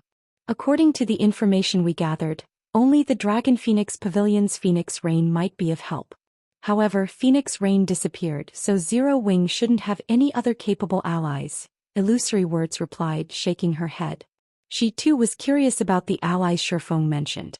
Shortly after Illusory Words and Blue Gown spoke with each other, a dozen or so flashes appeared on the teleportation array once more. When these new arrivals walked out of the teleportation array, both Illusory Words and Unyielding Heart were shocked. Every one of these new arrivals radiated an astonishingly powerful aura. By the looks of it, not only had they unlocked their mana bodies, but their progress should have reached 100% as well. The callous man walking at the head of the group was someone even Illusory Words and Unyielding Heart had to be wary of. Lightning Demon Lifeless Thorn. Read latest chapters at Wuxia World. Lifeless Thorn was a ruthless person who persisted in challenging the various experts of God's domain. Some time ago he had even fought Stalwart Sky, one of the Battle Wolves' Wolf Kings, to a draw and was labeled by the Secret Pavilion as one of the Eastern Continent's top 10 rookies. At this time, Lifeless Thorn boasted not only a high level of 122 but also 7 pieces of epic equipment. And although he had hidden the glow effect of the spear he carried on his back, the archaic magic patterns engraved on it betrayed the spear's superiority to ordinary epic weapons. The Azura Adventurer team. Why are they here? Illusory Words and Unyielding Heart were dying of curiosity at the sight of Lifeless Thorn's group. After all, the Azura Adventurer team was currently a top adventurer team in God's domain. Moreover, it possessed an incredibly mysterious background. Not only did the adventurer team conquer many high-difficulty, large-scale team dungeons, but the adventurer team's members also possessed unfathomable strength. Many of the adventurer team's members had even reached the spiritualization realm 1, which allowed them to exhibit extraordinary combat power. Various superpowers had frantically tried to recruit the adventurer team. However, the Azura adventurer team had rejected all the offers. Although many superpowers had sent teams led by peak experts in retaliation, none of these teams succeeded. Moreover, these teams usually returned with heavy losses. Everyone's here. Let's go.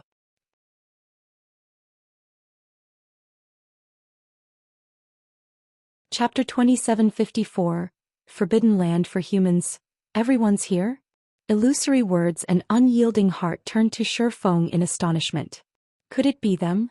Not only did the Azura adventurer team possess a reputation on the eastern continent of God's domain, but according to rumor, the adventurer team also controlled more than half of the ice crystal world. All of the adventurer team's core members were incredibly mysterious. From time to time, unheard-of powerful geniuses would also appear in the adventurer team. It was also brooded about that the Azura adventurer team had an incredibly powerful commander. This commander was elusive and mysterious. Rumor had it that even Lifeless Thorn couldn't survive one hit from this commander, and that Lifeless Thorn was challenging the various superpowers experts so crazily because he wanted to challenge Azura's commander once more. This situation instilled fear in the various superpowers.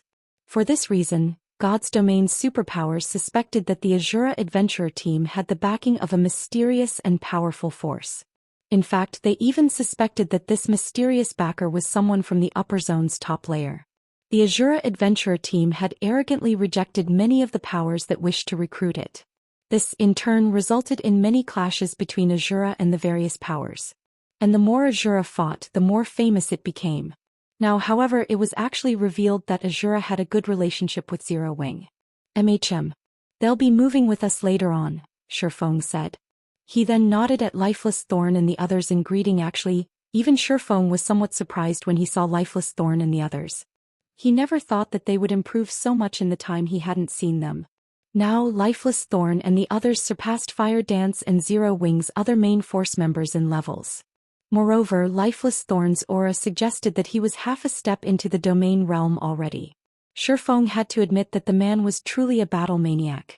Although his frenziedly challenging God's Domain's various experts had earned him a lot of enemies, the experience he racked up allowed him to improve rapidly. As for Solitary 9, Xianxia, Cleansing Whistle, and the others standing beside Lifeless Thorn, they too had made significant improvement. It was evident they were at the Flowing Water realm already. Moreover, they weren't all that far from reaching the Void realm either. If they received enlightenment now, they might very well break through to the next level immediately.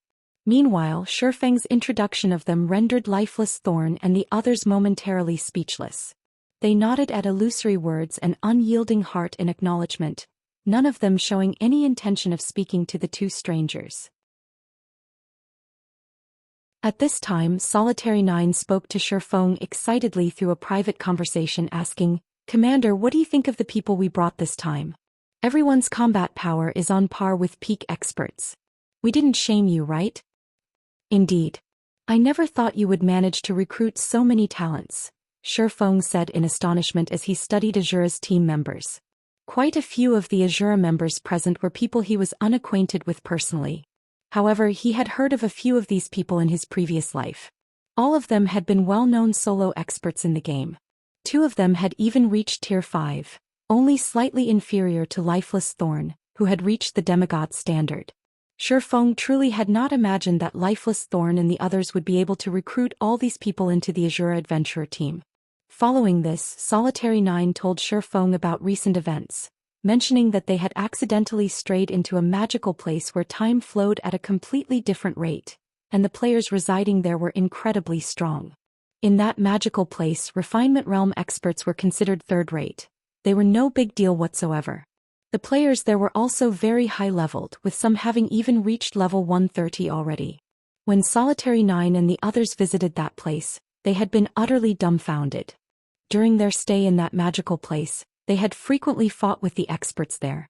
This allowed them to gain a lot of inspiration and improvement. Unfortunately, the system abruptly brought them back to the main continent for some reason. When they returned, their levels surpassed that of the superpower's peak experts by a large margin. Solitary Nine's tale surprised Shifeng. He never thought that God's domain would actually have such a magical area. However, when he remembered that Gentle Snow and Aqua Rose had fought in a different world for 80 years, he concluded that the situation Lifeless Thorn and the others had found themselves in was nothing to fuss about. Meanwhile, Crimson Emperors and Unyielding Souls members also finished their preparations to set off. Following which, everyone got on their flying mounts and flew toward the ruined mountain range. The ruined mountain range occupied a huge area on the continent of God's domain. According to players' estimates, the entire ruined mountain range could rival the combined area of 5 or 6 empires and connected many places. The neutral map's level 120 region was only the periphery. If players wished to survive in the map's inner region, they would have to reach level 150 at the very least. As for the ruined mountain range's core area, only level 180 plus, Tier 5 experts could enter there. Even level 200 Tier 4 experts wouldn't survive. After flying for 7 hours straight, Shifeng and the others finally saw a stretch of majestic mountains on the horizon. Just the mountains in the ruined mountain range's periphery already reached heights of more than 30,000 meters.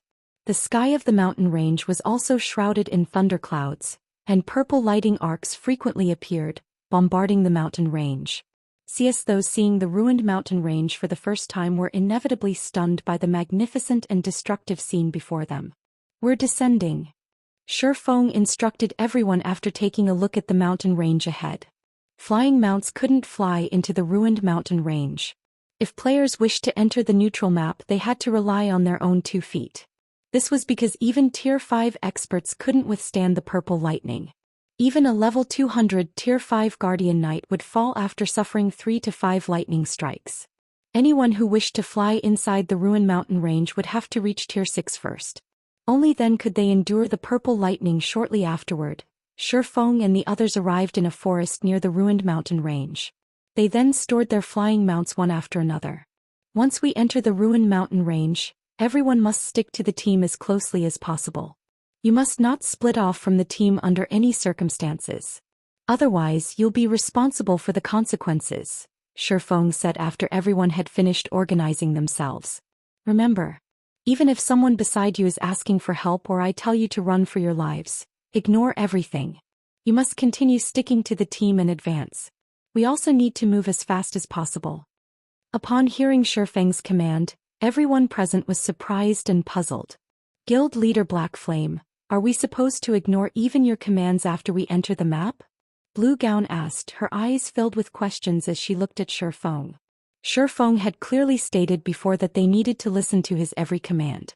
Yet now he was telling them to ignore his commands once they entered the ruined mountain range. His instructions were simply incomprehensible. "Yes. Once you enter, you can ignore any of my commands temporarily.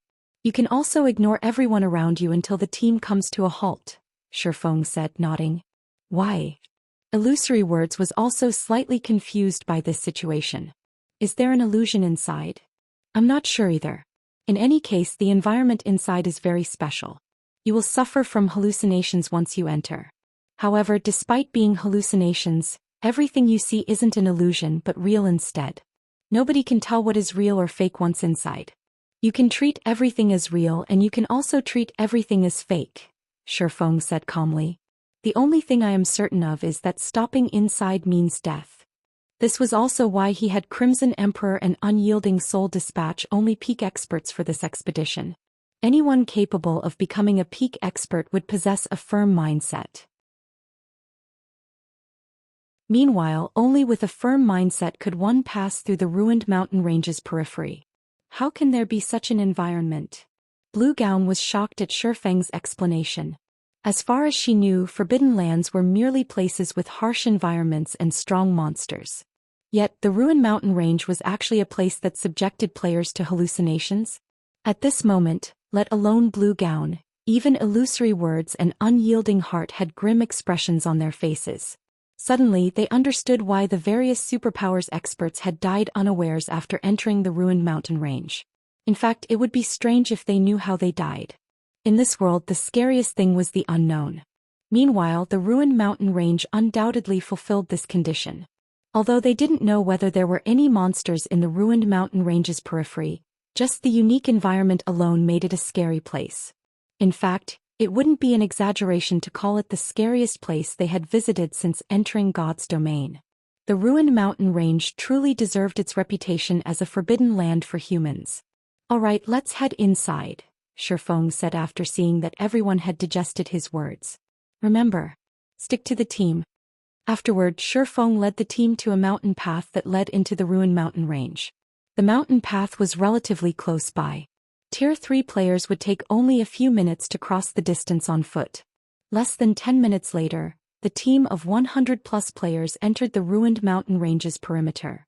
The moment everyone set foot into the neutral map, their mood grew solemn. They also followed Shifeng's command and stuck close to each other. The team advanced at a slow pace. Even the Tier 3 magical class players of the team managed to keep up easily. The ruined mountain range's environment was surprisingly better than everyone imagined. The map did not constantly sap their stamina or concentration. In fact, very little foreign energy invaded their bodies here. Around half an hour later, the team still had not come across a single monster. The whole mountain range was surprisingly safe and peaceful. Unlike what they imagined, the map wasn't infested with monsters that could easily trample over Tier 3 players. "It seems the ruined mountain range isn't a big deal after all," Blue Gown said as she observed her surroundings. Under the circumstances, her initial expectation had disappeared completely. At Blue Gown's words, everyone in the team also started to feel that Shifeng had blown things out of proportion. He had only made them needlessly anxious. "Blue, I'll have to rely on you once monsters start appearing later on," a level 119 female summoner said to Blue Gown. "Sure, no problem. I'll make sure no monster gets near you," Blue Gown said confidently. The female summoner felt relieved at Blue Gown's assurance. "CI." The next moment, the sound of something splashing suddenly entered everyone's ears. The smell of blood also quickly spread into the surroundings. Meanwhile, everyone in the team stared at the female summoner and Blue Gown in shock. The female summoner stared at Blue Gown in consternation. Before anyone realized it, Blue Gown had stabbed the female summoner with her long sword, causing the latter to lose HP continuously. Blue Gown stared at the female summoner in confusion. A bright smile appearing on her face, she asked in a dissatisfied tone, "What, why?" After saying so, Blue Gown slashed the female summoner's throat, killing her. Read latest chapters at Wuxia World. What's going on? Immediately, the people standing behind Blue Gown stared at her in shock and confusion. They couldn't understand why Blue Gown would suddenly attack a fellow teammate. Moreover, the smile on her face was unspeakably strange. The gaze she used to look at them also seemed as if she wasn't looking at humans. "What's the matter with you guys?" Blue Gown asked in confusion when she saw everyone looking at her warily. "Why are you looking at me like that?" However, despite her words, Blue Gown had an indescribably calm expression on her face. As if she had just stepped on an ant by the roadside, she was completely oblivious to the fact that she had just killed one of her teammates. You're tuning in to the Zhou Xian's Legacy YouTube channel. Don't forget to subscribe and join us on this journey to catch the most captivating stories.